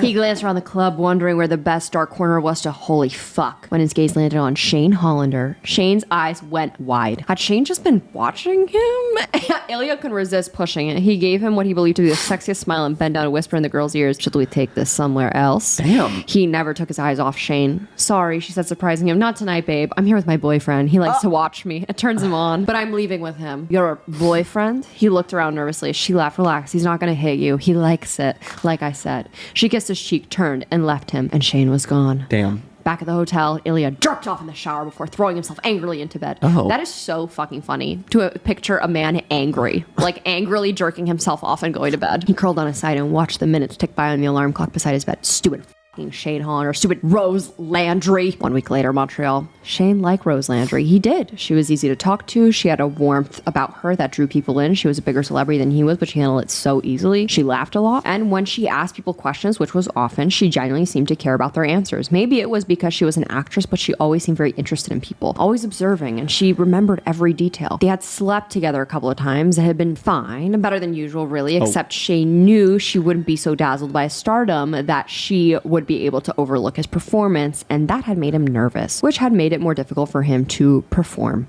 But she had been patient and helpful, and he'd completed the task both times. He may have noticed some surprise on her part that it seemed to be such a chore for him, especially the second time. He was sure she wasn't used to that. I thought it would be nice to just have some time to talk, she explained. Just the two of us. Sure, she nodded. Yeah, you're right. It's nice. Miles is extremely jealous. Of me? She laughed. No, silly, of me. Oh, Shane let that sink in. Oh, Rose's eyes bugged out a bit. Wait, did you not notice that Miles is gay? I guess I hadn't really thought about it. Shane lied. Well, he is, and he's low-key in love with you. Oh, Shane knew he was blushing. He hoped the dim lighting hit it. Are you surprised that a young actor is gay, Shane? No, I mean, no. She leaned back in her chair. Are there, like, gay hockey players? I mean, obviously, yes, there are, right? But, like, are any openly gay hockey players? No, Shane said. I mean, yes, there are gay players, bi players, whatever. I'm sure there must be, yeah, but no one has ever come out publicly. Why is she asking me about this? She said. What? She gave him a small smile. She wasn't sure what it meant. I'm sorry. I'm going about this the wrong way. Oh my God. Going about what? And suddenly Shane felt like he was staring down a slap shot. He braced himself for the impact. She reached out and put her hand on his. Shane, I really like you, but I'm getting the vibe that maybe I'm not doing it for you. This is so gag. Gag. You are. You do. I like you a lot too. You like talking to me. Yeah? Do you like kissing me? Sure. She laughed. Wow. Oh God, Shane was fucking this up. I mean, yes, of course I do. It's okay, Shane. I just get the impression that maybe you would rather be kissing just, for example, Miles. Shane didn't know what to say. He had never encountered a direct accusation like this before, except it wasn't really an accusation. Rose wasn't judging him. She was just trying to understand him. He stared into his wine glass. He knew he had taken too long to reply already. The jig was up. It's okay, she said again, her voice soft and warm. Her fingers brushed over his hand reassuringly. Aww. I like you, Shane said quietly. I like being with you. I like talking to you, but the sex part, I know it's a problem. It's not a problem. A problem is something you can solve. We're like a square peg in a round hole. She scrunched her nose. Ew, no, gross. Forget I said that. Shane laughed. I get it. We just aren't supposed to fit together, and that's fine, but we can't keep trying. Aww. Have you ever been with a man? For whatever reason, Shane didn't feel like lying. He had made it this far. Yes. And was it different? Of course. I mean, was it better? Shane's memory supplied with flashes of golden brown curls and sparkling hazel eyes and a playful smile and hard muscles and strong hands holding him down as he entered and filled in. Yeah. Shane said softly. Yeah, it was better. He cleared his throat. That thing is, I need to see that in the show. Like, I want to see that. like the montage. Yeah. That's he's like. It's like that's a Raven vision. It's when Belly was having visions. Yeah. Like when she was going through psychosis and all these visions of Conrad, which like the night before she's supposed to get married to Jeremiah. Yeah, it was better. He cleared his throat. The thing is, I kind of prefer to be the hole than the peg. Rose threw her head back in delight. Shane laughed too. He felt lighter suddenly. Later, before they left the bar, Rose gave him a mischievous look over the rim of her wine glass and said, so should I give Miles your number? No, thank you, but no, I need to figure some stuff out. I know. I was just joking mostly. They waited outside for her driver, and she said, let's be friends. And I don't mean in a I hope we can still be friends bullshit way. I mean, let's be friends. Let's be best friends, because I really do care about you a lot, Shane, and I feel like you might not have anyone else to talk about certain things. Aww. I'd like that. You're right. I don't. And I care about you too. We'll be friends. You have my number. Text me. Text me all the time, please. Whenever we're in the same city, we'll hang out. I promise. I do know a couple who used to date and then he realized he was gay. And so, you know, but they dated for like a couple years, I think. And now they're best friends, like best friends. They do everything together. Aw. You could never do that. You've seen my hole. You've seen, you know, like that's crazy. The same night, Boston. Svetlana was his favorite. Ilya watched her now, perched at the end of his bed, naked, flipping through channels, searching for the Vancouver versus Colorado hockey game. She pulled her knees to her chest. Are we gonna again, or should I get dressed? I'm cold. I considered her question, then shrugged. I'm hungry. You should get dressed. Would he have shrugged if Shane had asked him if they were going to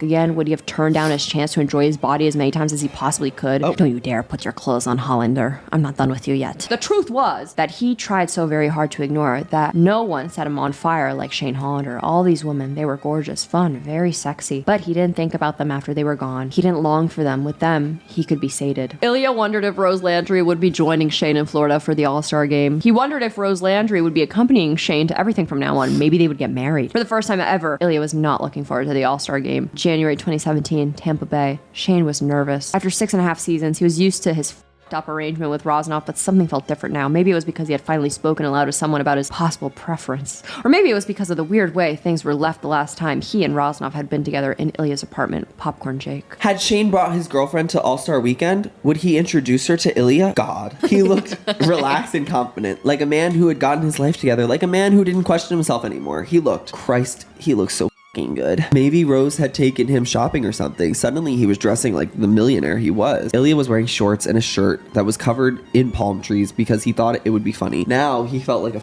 idiot. He ordered another drink just so he'd stop staring at Shane. Hey teammate, Shane said. Hello captain. Because Shane had been selected captain of their all-star team, of course. Shane flagged the bartender down and Ilya noticed the expensive watch on his wrist. A gift from Rose maybe? So this should be fun, huh? Shane said. Always wondered what it would be like to play on the same team. Did you bring anyone with you? Ilya asked. Shane shook his head. Get it? Play on the same team. They play for the same team. They don't have to wonder what it's like to play for the same team because they already play for the same team. Did you bring anyone with you? Ilya asked. Shane shook his head. No, I mean my parents thought about it, but they've been to so many of these things and they're already going to Mexico next month, so Rose Landry must be busy filming somewhere. You look good too, Ilya said. He's jealous. He's so jealous, but he doesn't know yet that they're not even together. You look good too, Ilya said. Someone take you shopping? Shane looked at him. If I tell you something, do you promise not to tell anyone or make fun of me? Ilya felt an icy stab of dread in his stomach. He braced himself and said, sure. Ilya waited for the words. I'm seeing someone. I'm engaged. I don't need you anymore. I hired a personal stylist. For a moment there was silence. Then Ilya burst out laughing. Off, he said, delighted. I shouldn't have told you. This has nothing to do with Rose Landry. What? No, I mean, yeah, her friends were all really well dressed all the time. I guess maybe I felt like a slob whenever we went out together. Are you and her not? Shane shook his head. We're not. No, it was just a short thing. She's great. We just weren't compatible. He looked seriously at Ilya, then Ilya wanted to kiss him. They sat in silence for a while. Ilya planted his hands behind him next to Shane's in the sand and stretched his long legs out. His feet were bare like Shane's. I looked up the word. Ilya said, compatible? What? I thought I knew what it meant, but I wanted to check. Shane thought for a moment, then realized what Ilya was referring to. Oh, you and Rose Landry. Yeah, not compatible, not in that way anyway. Ilya was quiet. Shane looked around to see if anybody close enough could hear them. They seemed to be alone. It was very dark. When do you fly out? Early, Ilya said. Me too. Columbus. Toronto. When Ilya said it, he rolled the R slightly. Toronto. He rolled the R slightly and pronounced the second T. Toronto. Shane smiled. Without a warning, Ilya moved his hand until it was right next to Shane's, and then he hooked their thumbs together. What room are you in? Shane whispered. 1217. I'd like to talk. Somewhere private. Ilya pulled his thumb away. Shane wanted to grab it back. Ilya stood and said, see you soon, before walking back into the hotel. Chapter 17. He crossed the room without speaking and sat on the end of the bed. He clasped his hands together and looked at the floor. Whoa, Ilya said. This looks serious. It's not. I mean, sort of. Just shut up a second, all right? Ilya sat himself on the dresser directly across from the end of the bed and waited. Shane grimaced. It's not just me, right? Not just you. I mean, you feel it too, don't you? You know what I mean. The last time we were together, it was different. Ilya shrugged and looked away. You're right. He knew it was the wrong reaction, but he felt a horrifying swell of emotion that he couldn't let Shane see. Don't act like you don't know what I'm talking about, Shane said angrily. It's hard enough without you being an asshole. Ilya turned back to him, his face carefully hiding everything he was feeling. What do you want to tell him there? Shane didn't seem to have any idea what to say next. We get together, it's simple. Simple, Shane grumbled. Right. Ilya shrugged. It's simple for me. Bullshit. Ilya rolled his eyes. Why was Hollander saying any of this? Why now? I think I'm gay, Shane blurted out. Ilya looked at him, startled for a moment. Then he laughed. Oh yeah? What gives you that idea?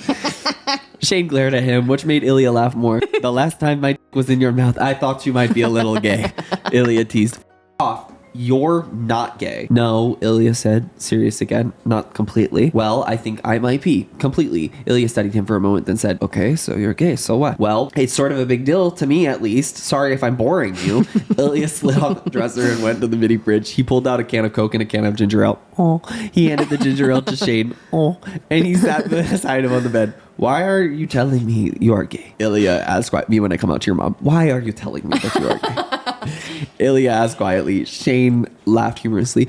Who else am I going to tell? Ilya took a sip of his Coke. You are not the only gay NHL player, probably. Last time we were together, it was nice, he said quietly. Ilya was silent for a moment, then admitted, it was. I felt like we were more. We can't be more, Hollander. Shane turned his head sharply to look at Ilya. Would you want to be if we could? We can't. That's not what I asked. Ilya stood up and set his Coke can down hard on the dresser. It doesn't matter. Shane flinched and fiddled with the can of ginger ale he hadn't even opened. I can't keep pretending I don't like you, he said finally. You don't like me. Ilya has a Coke can. Sorry, keep going.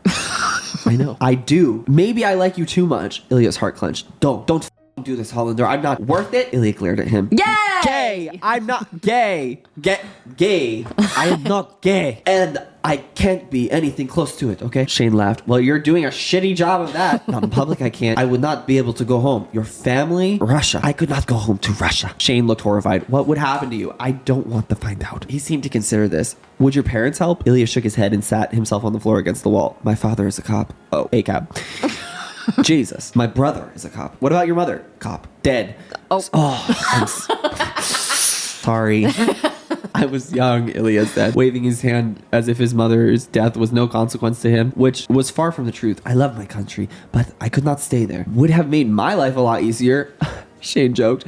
They both laughed. Shane shook his head and looked at the ceiling, and Ilya stared at him, at this oddly insecure superstar who was so beautiful and sweet. And here, it was late, and Shane knew he needed to go back to his own room, but he was in bed with Ilya, not just in bed, but cuddled together. With Ilya gently stroking his hair, Shane was rolling Ilya's crucifix between his thumb and his finger. Stay, Ilya said. Can't. But he loved that Ilya was asking. No one will ever notice. This weekend is chaos. Too risky. Ilya shook his head. When will I have you for as long as I want? Shane's heart leapt. I don't know. As soon as possible? Yes. Ilya leaned in and kissed him. After I win the Stanley Cup this year, we should go somewhere. Shane huffed. You're not winning that cup. And where on earth would we go? Shane huffed. You're not winning that cup. And where on earth would we go? I don't know. Somewhere no one knows us. What? Like the moon? No, like Fiji. No. All that takes is one Canadian tourist with an iPhone. We'll climb a mountain. Find a cave. There was this long, tense silence between them. Then Ilya said, good night, Shane. A jolt of pleasure zipped through Shane's body every time Ilya called him by his first name. Good night, Ilya. He checked to make sure the hallway was empty, then slipped out of Ilya's room. Because the hall was empty, no one saw the smile that nearly split Shane's face in half. Oh! Popcorn Nicole. February 2017, Montreal. You know who else is from Montreal? Saison Marguerite.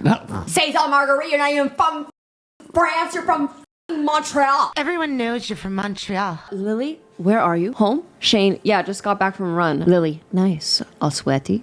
Shane laughed, about to take a shower. Lily, we should Skype while you do that. Video phone. Shane, my phone would get wet. Like he's so type A. Why have we never Skyped before? Shane was surprised by this. You'd want to? Lily, maybe. Would you? He assumed Ilya was talking about like phone sex or video sex or whatever. Shane had never done anything like that with anyone before, but it was a possibility for them. Is you into that? Let's break the internet. If neither of them saved the call, it would be safe, right? Shane changed the subject. Nice goal last night. Lily, yeah, well, you know. He's so fucking annoying. It's like, nice goal. 2017, Boston. Lily, what time do you fly out tomorrow? Shane stared at his phone, dumbfounded. He certainly hadn't expected to be seeing Ilya before or after the game tonight. Early, why? No reply. Shane felt kind of bad about the why. That was needlessly. He knew why. A few minutes later, Ilya wrote back, what are you doing now? Now? Now is 1 o'clock in the afternoon on game day against Boston. Nothing. I'm in my hotel room. He stopped himself from writing why again. Lily, come over. Shane's heart stopped. Come over. Come over now. I thought you were not coming, Ilya said with an annoyed little smirk. Yeah, well. Ilya's smirk grew into a genuine warm smile. Shane's heart lurched. And then they were kissing and pulling at clothing and stumbling toward the bedroom, not breaking contact. Shane watched him as he licked and sucked his and allowed himself a moment to wonder at Ilya's desperate need for this before a game. Why was he so hungry for Shane that he had broken their sacred rule? God, he was so good with his mouth. Something is wrong with Ilya. The thought hit Shane suddenly. He should ask him about it after. Yeah. In the wake of his own release, Shane could feel himself starting to panic. This was weird and bad and weird. They should 1,000% not be doing this, which was like 1% more than the usual amount that they should not be doing this. Except Ilya was breathing Shane's name, like his first name, like a prayer, and gazing at him like he was just as close as Shane was to saying something truly embarrassing and stupid and definite. Shane dug his fingers into the hard muscle of Ilya's thighs as he took his deeper into his mouth. He kept his mouth busy. He wouldn't be able to use it to ruin everything. Ilya warned him because he knew Shane didn't always like to take it in his mouth. But this time, Shane did want it, and he sucked harder until Ilya cried out in a mixture of Russian and English and down Shane's throat. Shane flopped beside Ilya on the bed. Ilya started laughing. What? Shane asked. Shane didn't reply, but he felt the same way. I have to go, he said after a minute. Yes. Shane sat up and moved to leave the bed when he remembered, hey, are you all right? Are you okay? I mean, I know we don't really talk, but if you need to, I'm fine. He said calmly and easily. Shane didn't buy it. Is it your dad? Ilya sighed heavily and scrubbed a hand over his face. My father is dying, but that is not the problem. Oh, it is Paulina, my stepmother. He twisted his hand around the air, searching for the word. Sad? Shane gasped. Ilya laughed darkly. No, she's planning for her future. My father does not have any money left. Oh, she has been calling me. Oh, she wants money. They all want money. My brother, my father before he. Shane reached over and took Ilya's hand. Will you give them any? I already have plenty of it. They want more. He laughed again. They don't give a shit about me or my career. They know I make a lot of money. I'm sorry. Shane brushed a thumb over Ilya's knuckles. The last time I talked to my father was a couple weeks ago. He asked if I could pick up some bread on the way home. Shane didn't know what to say. It was truly heartbreaking. The worst part is, Ilya said quietly, I like talking to him better like this. He was a real asshole when he was himself. The next day, Detroit. Did you hear about Rozanov? Shane stopped tying his skate and looked at the bench across from him where Gilbert, Kamau, and JJ were chatting in French. What about Rozanov? Shane asked, also in French. They both looked at him surprised, no doubt, by the slightest panic in his voice. Kamau shrugged. He didn't fly to Nashville with the rest of the team today. He flew separately? Shane asked stupidly. No, Kamau said, looking at Shane like he was a little bit dumb. He isn't in Nashville. He wasn't expecting him to answer, but he wanted a missed call to at least be recorded on Ilya's phone. He wanted Ilya to know he was concerned, but Ilya did answer. Hollander? Yeah, hi. There was a long silence. Are you okay? Shane finally asked. He heard Ilya huff out a humorous laugh. I don't know. Where are you? Home? In Boston? Are you sick? No, home in Moscow. Shane wasn't expecting that. Moscow? Did something happen? Oh shit. Your father? Yes. Dead. I will be back by end of the week, he said stiffly. 2 days later, Buffalo. His phone rang. Shane answered it immediately. The stairwell was silent and empty. He leaned against the wall of the landing below his floor. How are you doing? He asked, not even bothering with hello. I feel like, I don't know, bad. How's your family treating you? Ilya gave a dark laugh, like I should not be here. That's ridiculous. He was your father. Yes, well. There was a pause and Shane waited. I am paying for everything, so that makes me of use. Tell me everything you want to say, he said in Russian. I won't understand, but maybe it will help? Popcorn Jake. There was a silence that was long enough for Shane to physically cringe at himself. He was about to take it back when he heard Ilya quietly say, okay. The next several minutes were filled with Ilya's voice, sounding more animated and flustered than Shane had ever heard him. He was used to Ilya saying more with a teasing smile or calculated look than with actual words, but now it was like a damn head burst. When he was finished, Ilya gave an embarrassed sounding little laugh and said, I'm done. It was jarring to hear him switch suddenly back to English. Shane felt his head clear like he was waking from a dream. Feel better? He asked. Yes, thank you. Moscow. Something occurred to Ilya after he ended the call with Shane. Maybe Shane had recorded that call and was going to run it through some sort of translating app later, but Shane wouldn't do that, would he? Ilya stopped into a coffee shop and ordered a cappuccino. While he waited for it, he tried not to imagine scenarios where Shane would somehow translate every word Ilya had just said. Mostly, he had just been ranting about his family, but he had included an admission that he wished things could have been different with his father, that he had stupidly always hoped that his father might tell him that he was proud of him. Aw, that admission would have been embarrassing enough, but Ilya also had slipped in, and on top of everything, I'm pretty sure I'm in love with you and I don't know what to do about it. What do you do about it? You tell. Well, you say it. You say it. Well, yeah. The next day, Montreal. If you're wondering if I'll be back in time for a game in Montreal, I don't give a shit about that, Ilya. You know that's not why I'm calling. Another sigh. Should you really be alone right now? Shane asked. I'm not alone, Ilya said. You are here now, yes? Shane's hand flew to his chest to make sure his heart was still beating. He could have sworn it had just melted in a gooey puddle. Wished he could warp to Moscow, just instantly appear in Ilya's apartment and hold him and tell him it was all right to be conflicted about his father's death, that he didn't owe his family anything, and that he should leave them all behind because they made him miserable and he doesn't need them anyway. Instead, he said, yeah, I'm here. I don't want to come back here. Shane was confused by the sudden topic change. To Russia, you mean? Da. I want to become an American or Canadian, but I am in America, so... In that moment, Shane wished, like hell, that Ilya had played for a Canadian team. You should. Have you looked into... We should get married. Ilya said, what? Shane flushed right down to his toes. Not to each other. Oh, okay. Shane knew he should end the call, let Ilya get some sleep, but instead he blurted out, you should come to the cottage this summer. Cottage? What are you talking about, Hollander? My cottage in Ontario. You're not going back to Russia, so come to my cottage with me. It's quiet and beautiful and private. For a moment, Ilya didn't say anything, and Shane thought he had really fallen asleep. I will think about this, Ilya said finally. He's never going to be your boyfriend, Shane. Oh, God, that was what Shane wanted, wasn't it? He didn't just want to be Ilya's dirty secret. He didn't want their relationship to be nothing but sex. He wanted to comfort Ilya when he was sad and talk to him on the phone and snuggle together on the couch and watch movies. He would take the short phone call they had just shared over any of their sexual encounters. Well, almost any of their sexual encounters. Shane groaned and fell back onto his bed, covering his face with his hands. He was super. The next day, Moscow. This is cute. I know. This is sweet. I know. Are you home? The reply was immediate. Jane, yes. Ilya smiled and wrote, Skype. He waited and wondered if Shane understood what Ilya was suggesting. Okay, Shane texted back. Just a sec. He sent Shane a video call request. Shane accepted, and there he was, filling the screen of Ilya's iPad. Were you thinking we could, do stuff? Shane asked nervously. Why don't you get on the bed? He suggested. So much for small talk, I guess. And take your shirt off, bossy. Is there a way I can see more of you? Oh, yeah, maybe I can just a sec. I think you like to be told what to do, Hollander. That is true. I have noticed that about him. That Shane does? Yeah.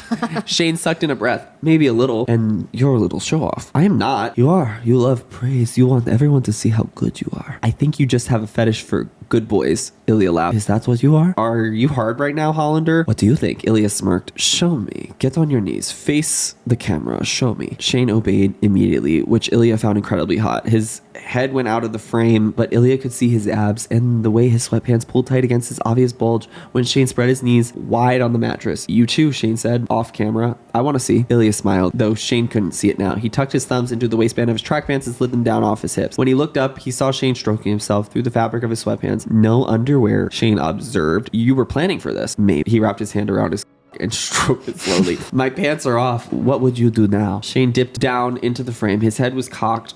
This is so funny. Like, literally, like, you could only see his body, and then he's like, I would probably... I would probably... I think you know exactly what I would do after all these years.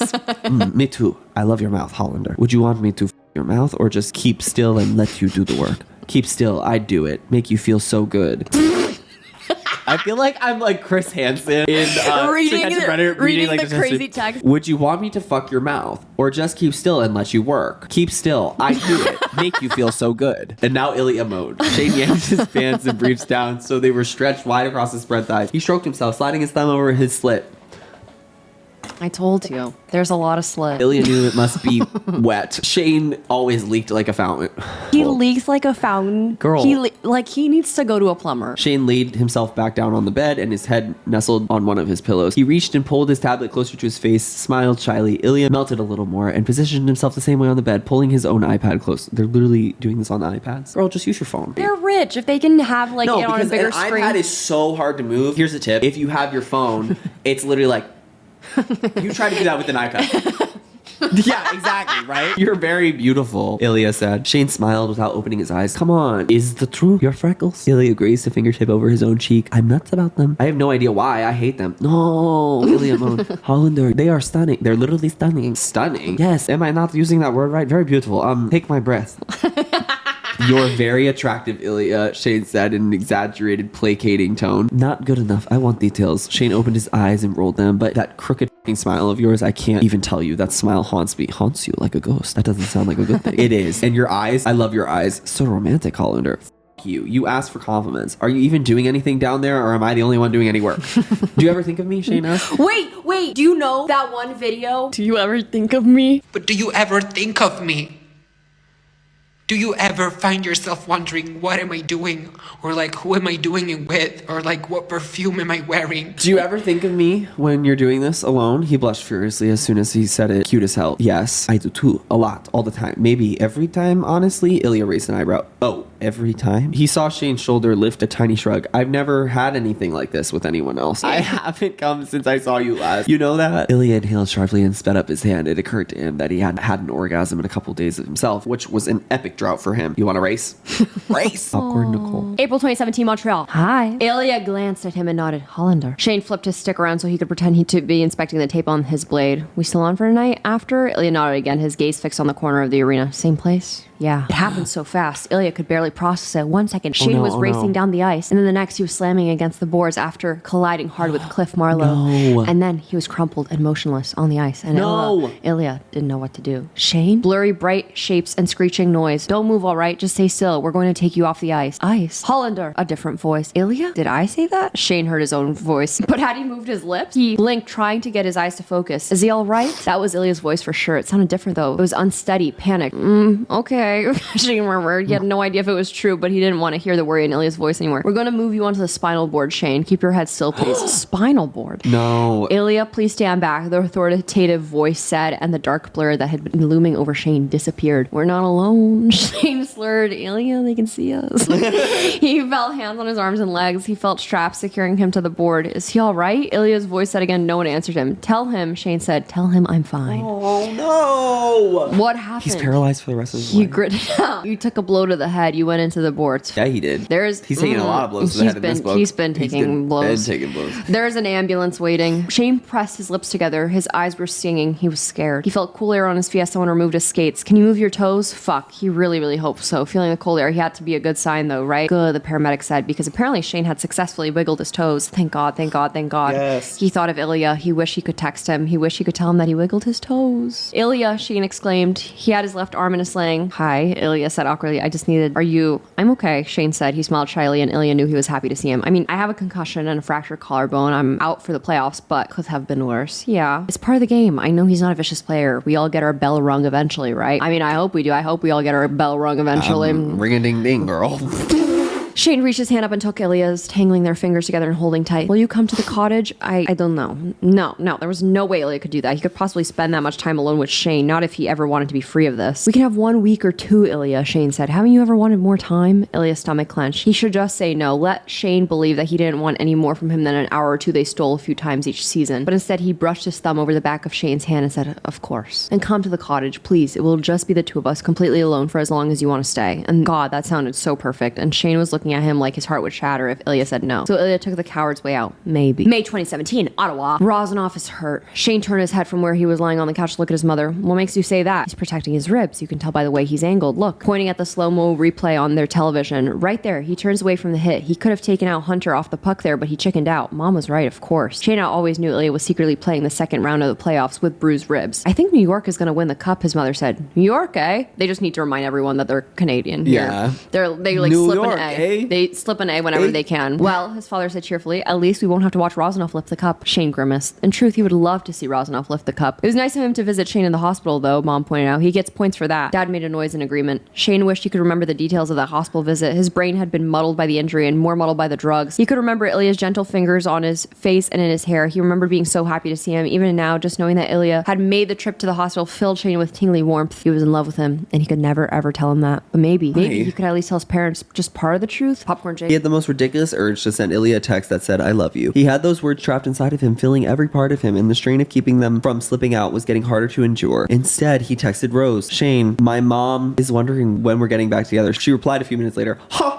Then, sorry, it's really not funny. How are you? How's your head? Haven't had any complaints. Do you have a hot male nurse taking care of you? Shane laughed, which caused him... I didn't realize what he did. I was like, he doesn't say that. How's your head? That's like popular on Drag Race. I know you've said that to me a million times. Yeah. Shane laughed, which caused both of his parents to look at him. No, I'm at my parents' house. That's a shame. Maybe you could ask them to hire me a hot male nurse. Is that a good way to come out? Rose, I legit LOL'd Shane. June 2017, Boston. Ilya glanced up at the television and saw the Stanley Cup being handed to a beaming Scott Hunter. Shane, I'm happy for him. Ilya, of course you are. Players on the television were kissing their wives and holding their children. It would be nice, Ilya thought, to have someone to kiss after winning the cup. Maybe that should be the goal for next year. Forget about Shane and find himself a woman he could like enough to keep around until the end of playoffs. Ilya reached for the remote and was about to turn off the television when holy shit, Scott Hunter was kissing a man, not like one of his teammates on the cheek in an I love you bro kind of way. Scott Hunter was kissing a man wearing street clothes, full on the mouth. It looked like tongues were involved. Ilya's phone buzzed. Jane, holy shit, are you seeing this? What the is that his boyfriend? Ilya just stared at the television at Scott Hunter and his probable boyfriend, or Scott Hunter and the random cute man he pulled out of the crowd. Ilya couldn't process what he was seeing. How could it possibly be real? But there was Hunter smiling at this mystery man like he was the only thing that mattered in the world, and holding his face, he leaned in to kiss him again. Ilya felt like he was watching all the worst things about his life getting sucked up by a tornado. This is literally how I feel watching shows with hot gay people in it and things about gay high schoolers who are in relationships. I feel like all the worst things about my life are getting sucked up by a tornado. Why can't I hold you in the street? Why can't I kiss you on the dance floor? Yeah, but then look what happens after. Then the cameras cut away and Ilya took his phone. Jane, what is happening? Did he really just do that? Ilya stabbed the call button. There was only one ring before. Holy shit, Ilya, can you believe I'm coming to the cottage? This gave them the motivation to be like, you know what? Fine, we will spend time together. Because now there's a hockey player, like a real one in real life. Player. No, he's not out. I don't think he's like commented on his sexuality. He's known to be like a serial bully. I just saw that he commented on Heated Rivalry today that he was like, hopefully this will encourage a lot of people to be able to feel comfortable coming out in the NHL. But like everyone's like, he's a horrible person. Like for him to be saying this, like they're like, this is literally Heated Rivalry, like in real life. Yeah. July 2017, Ottawa. This is part 4. He wished he could have gone to the airport to greet Ilya properly, but one of them alone in the airport would turn enough heads. The two of them together would be a pandemonium. Being gay or whatever was not really the thing that would create a scandal. Your biggest rival over the course of your entire NHL career was something that no one would understand. Literally, nobody gives a Nobody cares. Nobody gives a Oh, they were fucking the whole time? That's hot. Yeah, I can't even think right now, and I know I'm not into sports, but I can't even think of two athletes who are rivals against each other. That's what I'm thinking. You know what like, I mean? Who like, gives a I'm like, aren't they all rivals to No, one another? legit. Like, aren't they all? Jesus Christ, he was in Shane Hollander's home. So I could give you a tour if you'd like, Shane said. Ilya closed the distance between them in slow, deliberate steps. Shane tilted his head up to face him, and Ilya could see him swallow. They stood for a moment, silently staring at each other, waiting for whatever was going to happen next. Finally, Ilya reached his hand up and brushed the backs of his fingers against Shane's cheek. Shane unconsciously licked his lip, and Ilya moved in to kiss him. He went willingly down to the sofa when Shane shoved him. He kept a firm grip on Shane's t-shirt, so the other man immediately tumbled on. Who's the other man? There's the other only man? two of them. Right. Ilya kissed Shane wildly, jerking his hips up to get more friction on his... And he was delighted to feel that Shane was as hard as he was. He pulled Shane's shirt off over his head, slid his hands down to open Shane's fly. Shane panted, it's kind of been a while. I might not last long. Yes, same. But we have 2 weeks, right? Shane laughed. Right. Then, wait, same? You said same. You haven't been with anyone lately? Ilya grimaced. He probably shouldn't have admitted that, but no. Like, not since. No, not since. Can we please get back to... Really? Shane pulled back so he could look at Ilya directly in the eyes. He looked stunned and way, way too happy. It's not that big a deal, Hollander. Relax. It's been like months, yes, which is why I would really like to. I haven't either, Shane said quickly. Not since the last time we were together in Boston. Well then, Ilya said, moving his hands to continue to work his way into Shane's pants, but Shane didn't go back to grinding his hips or attacking Ilya's mouth with filthy, desperate kisses. Instead, he reached up and gently brushed a lock of hair out of Ilya's face. Ilya could only stare, mesmerized at Shane's face as he looked down at him with so much tenderness. I have an idea, Shane said. He was brushing his thumb over Ilya's bottom lip as he said it. What? Ilya asked with more bravery than he felt. Let's be honest with each other. For these 2 weeks, let's just say what we're actually thinking. Maybe say how we really feel. I can't, Ilya wanted to say. I can't because if I do, you'll think I'm pathetic or worse. No, that's Shane. Shane's pathetic, not Ilya. Yeah, exactly. Ilya, you can't be pathetic. Or worse, you'll say it back, and then what the fuck are we supposed to do? I will try, he said instead. Will you? Shane asked skeptically. Yes, I'll do anything if it will make you touch my right now. The clothing that had stayed on their bodies was rumpled and unfastened. Their hair was messy. They talked quietly to each other as there was no other word for it, cuddled for an hour. Shane was twisting strands of Ilya's hair around his fingers, gently releasing them. Ilya tracing his fingertips over Shane's freckles every now and again. Ilya would kiss Shane's jaw or his throat, or one time, the tip of his nose. Ilya couldn't believe what he had been reduced to. He was infatuated. It was disgusting. Are you going to show me my room? Well, I have 4 guest rooms, Shane said. Would you like the one with the view? I need one with a king-size bed. They all have king-size beds. And an ensuite bathroom. Oh, I'm afraid there's only one room with an ensuite bathroom. I have very specific needs. I'll try to be accommodating. He breathed his last words against Ilya's lip and then kissed him. It Why was is that so getting wonderful. to you? It's just cute that they're how they're flirting. Oh, okay. It's cute. Oh, I was don't know. like, that's, I mean, yeah. He's like, well, I'm gonna need, like a bathroom attached. Yeah. He's like, well, there's only one room with a bathroom attached. I want to sleep in your bed, Shane Hollander, Ilya murmured. I want to do lots of things in my bed. Show me, take me to bed. This is your room, Ilya said more to himself than to Shane. Yeah, probably even more so than my room back in Montreal. This place is home. This is your parents, Ilya said, pointing to a framed photo sitting up on the dresser. Yep. With a playful little grin, Ilya flipped the photo so it lay face down. I did not want to shock them, he said. Shane laughed. The kiss felt weird, and Shane realized it was because neither of them could stop smiling. You're here, he murmured. Yes. Now take off your clothes. They just fucked downstairs. I know, and they're gonna do it again. I'm so happy for them. I'm so happy for them. They're taking like horny goat weed or something. Like at this, I think after legitimately a month something ago, like that. That's a long time. That they weren't with anyone else No, that they didn't at all. at all. That's what they were saying. I don't think so. I think That's they what said were with saying. anyone That's else. why it was. That's why it was going to I happen. think they So said to anyone else. Oh, okay. Ilya slid a hand down his bare chest like a stripper. He paused at the button on his shorts and raised an eyebrow at Shane. What is this magic Mike shit? Shane asked, grinning. Ilya was going to leave a mark, a hickey, if he kept sucking on Shane's neck. But Shane realized that it didn't matter. For the first time ever, they didn't have to worry about evidence, about anything. No one would ever know what happened here. Harder, Shane said, I want to see it later. They're making up for lost time that they didn't get when they were like 16. Teenagers, yeah. Yeah, because I remember when I got a hickey and I thought I was the fucking coolest. I hate hickeys. I think they're stupid. Okay, well, yes, I'm not 16 anymore, but I was excited for like my 16-year-old self. Yeah, mark me. Mark me so everyone knows how you sucked on my neck. Ilya growled. Isn't that what they do on TikTok? Oh, wow.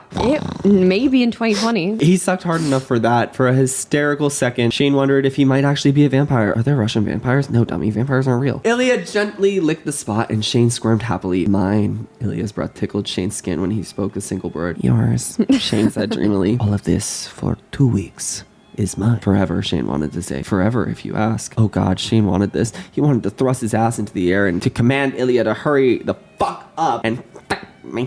But Ilya was making a slow journey down Shane's body, placing a soft kiss on each notch of his spine. He was in no hurry at all. Gorgeous, Ilya sighed between kisses. The word in his accent was dark and lush. It slid over Shane's skin, and in that moment, he felt gorgeous. It's a crime to be gorgeous. Ilya reached the base of Shane's spine, and Shane expected him to pull away, maybe grab the lube, but instead, Ilya did something he had never done before. He kept going. His tongue slipped into the crease of Shane's ass. Oh, no! No! No! You're like, Nicole, I don't like how you just go from like, oh, they start. Why are we doing the scene? I put in a mixture of everything. You did a hand job this one, you don't get a hand job in this one. Oh, you suck. We don't need to include sucking every time. But now we're at the part. Yes! Oh my God. His tongue slipped into the crease of Shane's as his big hand pulled his cheeks apart. Shane held his breath. He couldn't believe Ilya was actually going to. Oh God, Ilya.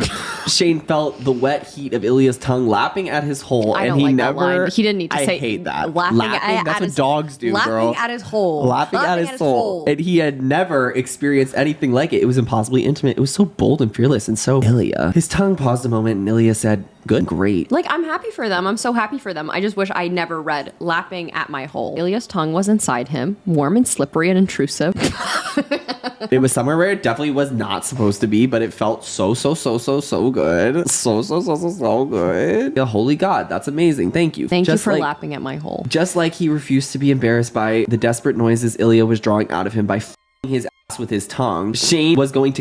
The realization hit him suddenly, and in panic, he jerked his hips off the bed to remove any friction against his aching. Unfortunately, the move also caused him to smash Ilya's face in with his ass. Ah, what the fuck, Hollander? Sorry. He hit him in the jaw with his ass. With his ass, damn. Ilya thrust faster, so he's inside of him now. Keeping his eyes on Shane's. Then Shane erupted. He screamed and arched as his coated his stomach and his chest. And then Ilya placed a palm on the side of Shane's face and just looked at him. For a wild second, Shane thought Ilya was going to be the one to say those forbidden words, but he didn't. Instead, he pulled out of him and fell on the mattress beside him. Shane rolled to his side and Ilya did the same facing him. Shane smiled because the last time he'd had this view of him, Ilya had been in Moscow and Shane had been in Montreal. Sorry, I was slow blinking. Aww. Mommy, you love gay sex? Yeah. Just like mommy.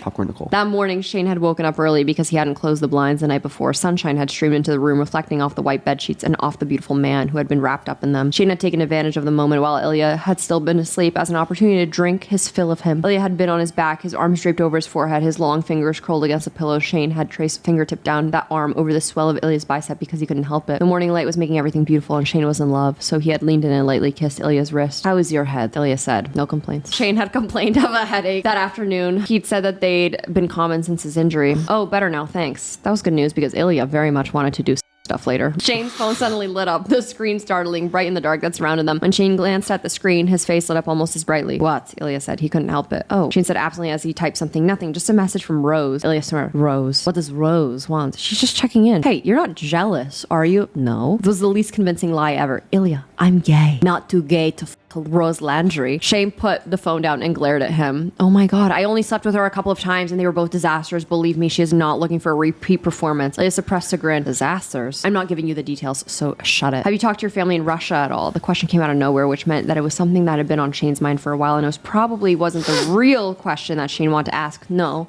it's just my brother there now, and he sucks. Oh, right. Much less comfortable silence fell between them. I'm sorry, Shane said for no reason at all. Why? Your family. My parents are just so great. I just wish you had that too. Ilya shrugged. My mother was great. He knew he shouldn't have said that because it was only going to lead to, how did she die? It'd been 14 years almost, but a lump formed in Ilya's throat. Anyway, an accident. He said it because that was what his father had told everyone. It was what Ilya had been told, very sternly, even though he knew it wasn't true at that age of 12. She had an accident, Ilya. You understand, yes? An accident? Shane asked. His hand was on Ilya's arm now, squeezing him through the sleeve of his hooded sweatshirt. Yes. With a tight, humorless smile, she accidentally swallowed a whole bottle of pills. Oops. That is so fucking Slavic. Like my mom, absolutely. Like she has told me some tragic news and and then been like, oops. Yeah. They had barely gotten past the first puck drop when Shane's phone rang. Shane glanced at it and frowned. It's Hayden. I should get it. Ilya rolled his eyes and hit pause. Hayden. He didn't actually know Hayden Pike at all. He knew he was an average forward, extremely unremarkable in the looks department, and Shane's best friend. Shane walked a few steps behind the couch, standing between the living room and the kitchen. Hey Hayden, how's the baby? Ilya had an idea. He crossed the room until he was standing right in front of Shane. He gave him a little smile and Shane furrowed his brow at him. Ilya's gaze darted down at Shane's crotch and then back up again. Shane shook his head silently. So how's Jackie doing? Shane asked the phone. Tired? Ilya unfastened the button on Shane's shorts. Shane shook his head again and more forcibly this time, but he wasn't like stopping him. Ilya slowly pulled down the zipper and was rewarded with a sharp inhale from Shane. Shane's shorts dropped to the floor and Ilya sank to his knees. He glanced up and saw Shane mouthing, don't. Eyes bugged wide. Ilya pulled an exaggerated, confused face. Don't what? He carefully peeled Shane's briefs off and slid them down to join his shorts on the floor. To be fair, Shane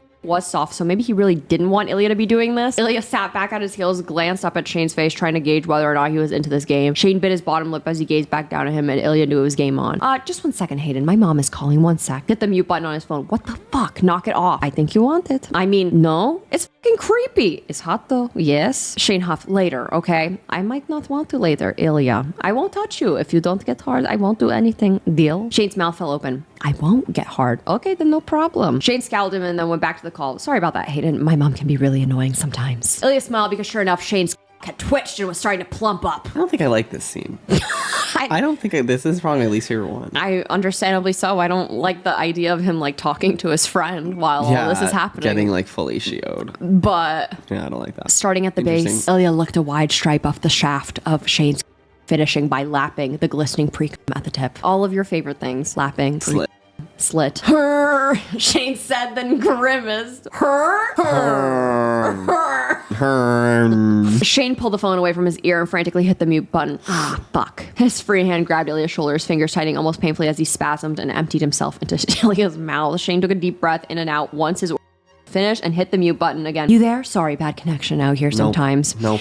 Ilya scrambled to the couch so he could smother his laughter with a pillow. Shane must have ended the call because suddenly he was on top of Ilya on the couch, hitting him with another pillow. Fuck you, you asshole. That was the worst. Ilya pulled the pillow so that he was holding his face away. It was not. I don't like that. Oh, let's like basically sexually harass such a weird vibe. You guys think that they're sexually harassing Hayden? You guys. Yeah, me and Clementine. No, I'm just saying it's like, that's weird. I don't like that. No, I mean like. I feel like there's an ethical weird gray area that like this person on the other end of the phone is like not consenting to like being a part of this. Even gay people can be criticized. I strongly believe that. That could have been cut out of the book and it wouldn't have changed anything is my thing. I think a lot of the sex in this book could be cut out and not a lot would be genuinely true. It would probably be like a good length. I could marry Svetlana, Ilya said out of nowhere. It was the following night and they were playing pool. Shane trying at the 3 ball that just missed the side pocket. He would have made that shot if Ilya hadn't casually dropped his worst nightmare on him. I have this problem. Shane waited. I like women. I always was thinking that to get married would be nice, kids, all of that someday, but this problem will not go away. Shane bit his lip. Tell me about this problem. It's so annoying. Ilya sighed and Shane could see him fighting a grin. Always I'm with beautiful women, wonderful women everywhere. Sounds rough. Yes, listen, these women, they are so sexy and fun, but it's no matter. I cannot stop thinking about the short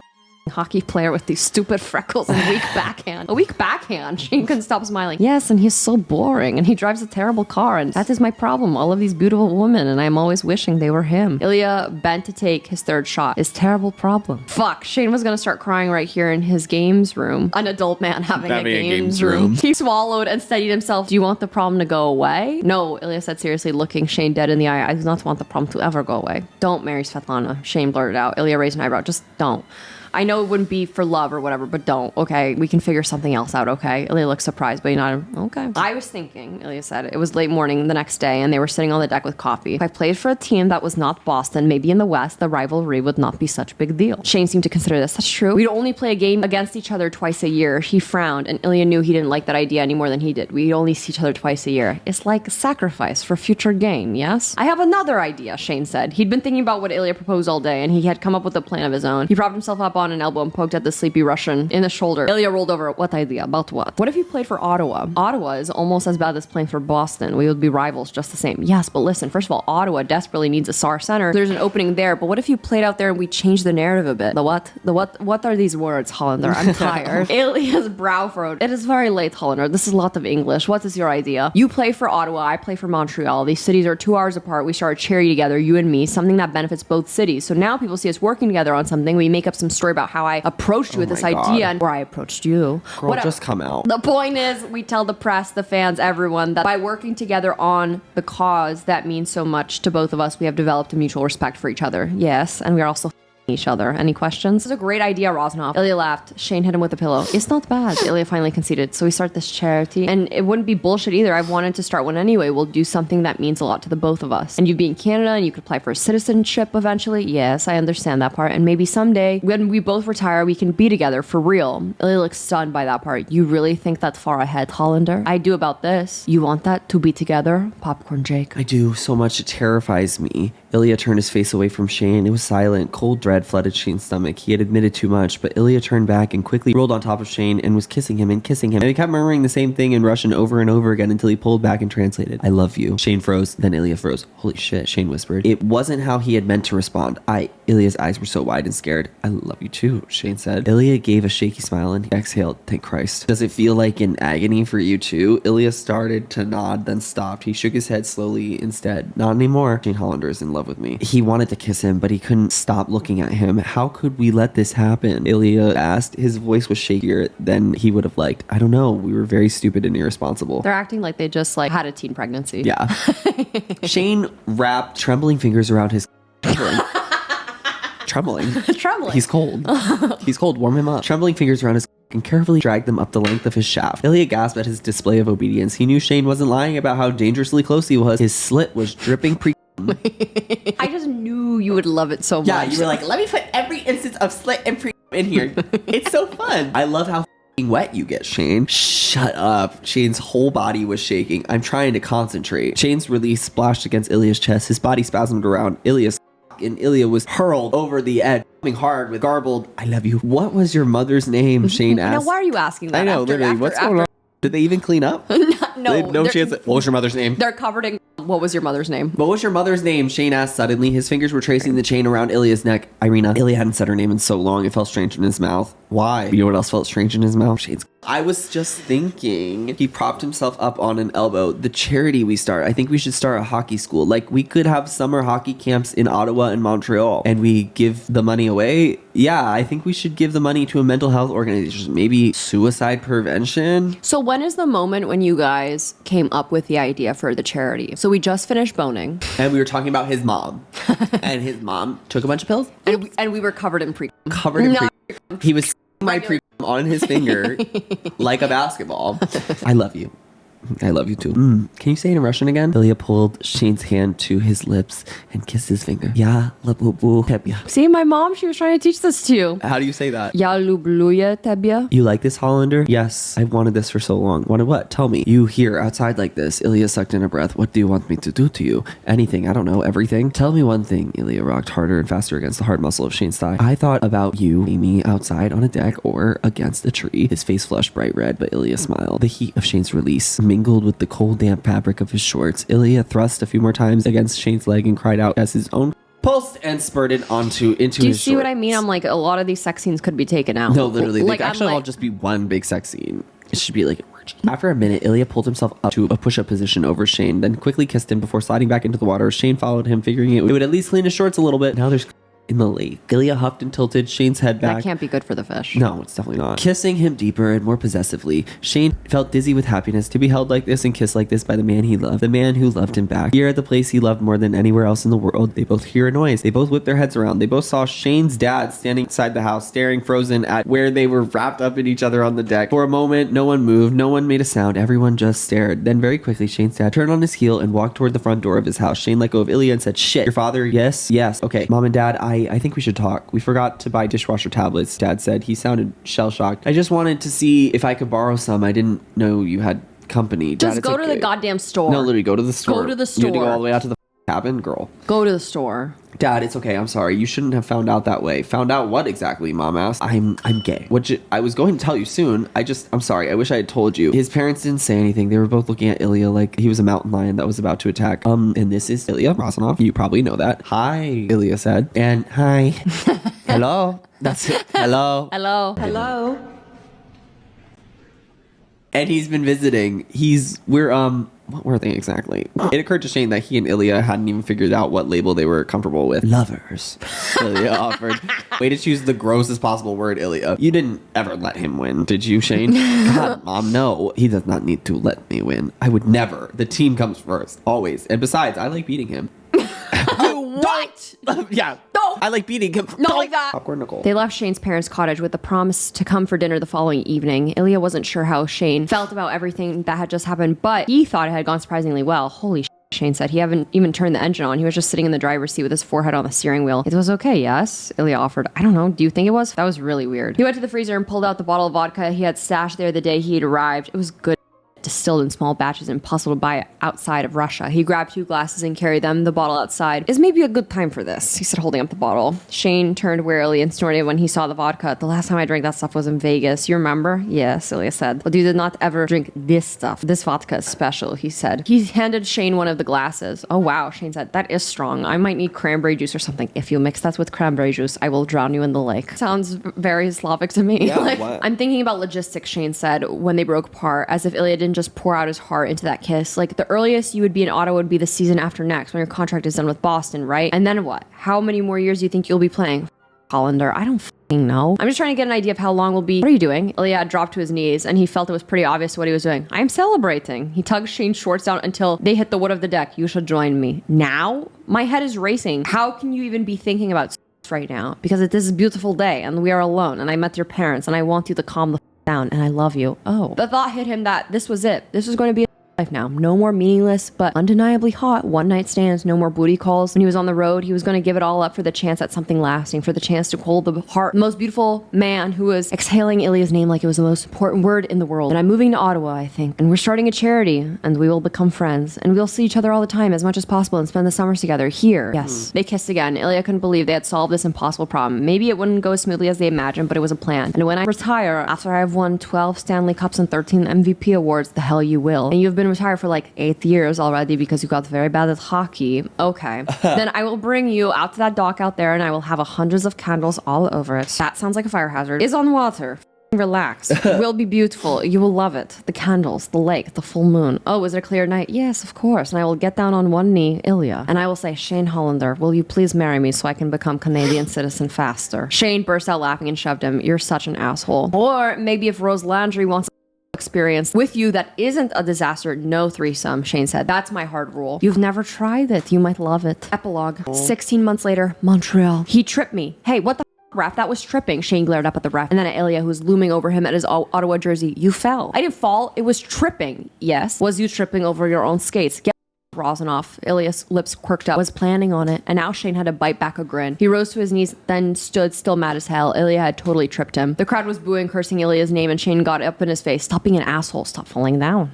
Hey, can I ask you something? He had asked as he walked to their cars after arriving home from a road trip. You know how you used to go meet up with your mystery man every time we played in Boston, but now you don't? This is his friend Hayden. We broke up. Shane said it quickly and unconvincingly. But you've been driving to Ottawa a lot this month. Yeah, my parents live there. I've been visiting. Your parents have always lived there, and they drive to Montreal even more than you drive to Ottawa. So I have another theory. I think your mystery man is Ilya Rozanoff. Shane had been flooded with a mixture of fear and shame, but also a relief. He didn't say anything until they reached Hayden's car, and then he'd blown out of breath and nodded. Hayden had blanched. Holy I was sort of joking. Are you for real doing stuff with Rozanoff? Yes. Shane, this is not good, buddy. It's not ideal, no, but I love him. It's a good cause, I suppose, Hayden said. I apologize in advance if Rozanoff has a black eye for the press conference. Please don't punch him. I'll make a deal. If he stops being a fucking dick, I won't punch him. Shane grimaced. Ilya was definitely gonna have a black eye tomorrow. They have their press conference together. The room was packed with people who were dying to see what announcement Shane Hollander and Ilya Rozanoff would be making together. Shane wasn't sure what rumors had been stirred up by this press conference, but it was time to end the suspense. They had agreed that Shane would do most of the talking. Ilya was by no means shy, but Shane knew he was uneasy making long speeches in English. Besides, Shane wanted to make sure everything he said was both in English and French, since Montreal and Ottawa were bilingual cities. Ilya and I have been competing against each other for over 8 seasons. A lot has been said and written about our rivalry, about what makes us different as players and as people, but I don't say enough how much I respect Ilya, not only as one of the best players in the NHL, but as a person. He is a great leader, a fierce competitor, and an amazing goal scorer. Fierce competitor. He's so fierce. Fierce, hunty, because fierce is fierce, honey. And he makes me gag. But over the years, I have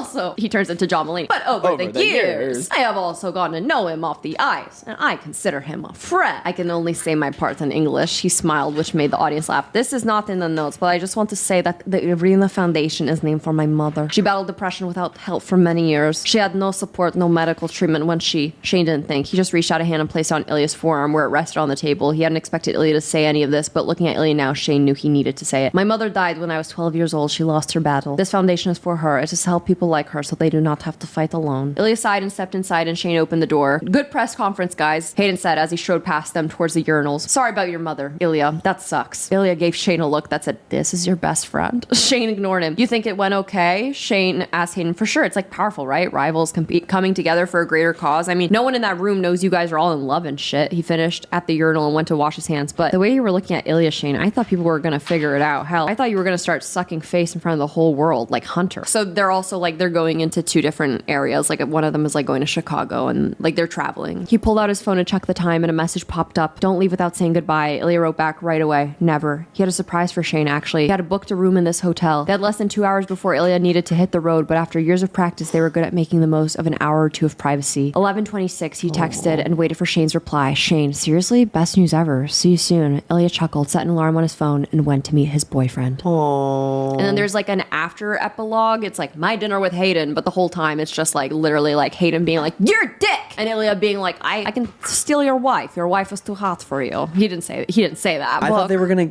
end with like a proposal. It opens it up for there to be a second season of the show and a second book, though. It was good. It was cute. No. I like how endearing it was. Yeah. Yeah, That's the best word to describe. Yeah. It's endearing. Like, I don't think I like left this being like, my mind is opened. Oh, you still hate gay people? I still hate gay people. My mind has changed. This is open, broadened my horizons. No, I think it's like really endearing. And it was like a nice book to read in, like, I haven't read a romance book in a while because I feel like they are all kind of the same and have gotten boring. And I've kind of just been disappointed with a lot of them recently. But this one, like, especially because there's a show tied to it, I'm like, wait, cute. And then now I get to go and watch the show. And like, I feel like that's fun. Yeah. And I think like a lot of people will. The show. I feel like it's because it is like cuter than. Right. I think it's also fun that there's like a gay sex. I think it's fun that there's gay sex. I'm Nicole Rafiee. I'm Nicole Rafiee, and I think gay sex is fun. No, I think that it's fun that like gay people get a fun like hot show that a bunch of people are going to be interested in that are not just gay people. Like, you know what I mean? From what I hear, people compare it a lot to Challengers. I want to watch the show. I'm going to watch the show tonight. I keep You're telling gonna watch myself, it tonight? Well, like an episode maybe. Okay. Like to help me Let me know go to what you sleep. think. Here's one of the things I really loved about this book. Nothing tragic happens. I love that. I will say nothing tragic happened. Like, nothing- there literally wasn't like a climactic. No. There were a ton of climaxes. Sure. There weren't a lot of climax. You know what? There wasn't like a climax. I think I'm relieved about that because every book that I read, something really bad happens. Like I was waiting for Ilya to be like, fuck you, Hollander, like go. Like I don't need you anymore. Like I'm gonna go be with a woman, and then he like gets a girlfriend and like maybe a pregnancy scare or like something like that. Like something really bad, or like someone gets outed and it's like really tragic, or like hate crime or something. For it to just be chill and like nothing that. I mean, they have like a little like distance moment in there, right? Where, like, right. But nothing so bad that it like puts a pit in your stomach and you're like, this is like they literally can't end up together because like that shit was like so fucked up. No, I was like, wow, that was actually so nice to read. Like, because in all the romance books I read, it's really, really good. It's really, really good. It's really, really good. And then something so deeply horrible happens, and then they're like, they make up really fast, and then the epilogue is they're engaged, and I'm like. It's just tired. This felt good pacing wise. Right. I mean, like besides the fact that we started with a sex scene and had a sex scene every other chapter. It's a good book. I recommend these books if you're like an anxious person. And I genuinely agree. do mean that, because if you want to read something that is not going to make you anxious about how it ends, you know that there's going to be a happy ending. Yeah. And you're like, oh, I'm not going to read about someone getting hate crimed. I feel like that's pretty generally like good. I actually completely agree. Yeah. That's a really good point, Nicole. Okay. Jake, where can they find you? You can find me on Instagram and TikTok at JakeThatcher_ and on Twitch at ThatcherJake. Where can they find you, Nicole? Why did you do that? I was doing what you do at the end, where you mouth what I say. Yeah, wait. Let me try it. Okay. Let me try what you do. Let me try saying what you do. Wait. You want to say it? How does it start? Okay. No, you try it. Okay. If you like this, make sure that you leave it a like because it helps me out so much. And also leave a comment. What do you think about all the that was talked about in this book? Did you like it? Did you not like it? Make sure you subscribe if you want to be nasty. If you're not, you're disgusting. Also, make sure you ring that bell for notifications. No, not ring that bell. Also, make sure that you... Also, I literally hear it all the time. make sure that you subscribe if you want to be nasty. If not, you're disgusting. Also, make sure you have your bell notifications on so you know every single time I post or else you are gross. If you want to follow me on my Instagram, Twitter, Gmail, Spotify, it's at Nicole Rafiee. Rafiee. And if you want to follow me on TikTok, it's at Nikki Nasty. I'm gonna go now. well, because I have to put my hand on my pants.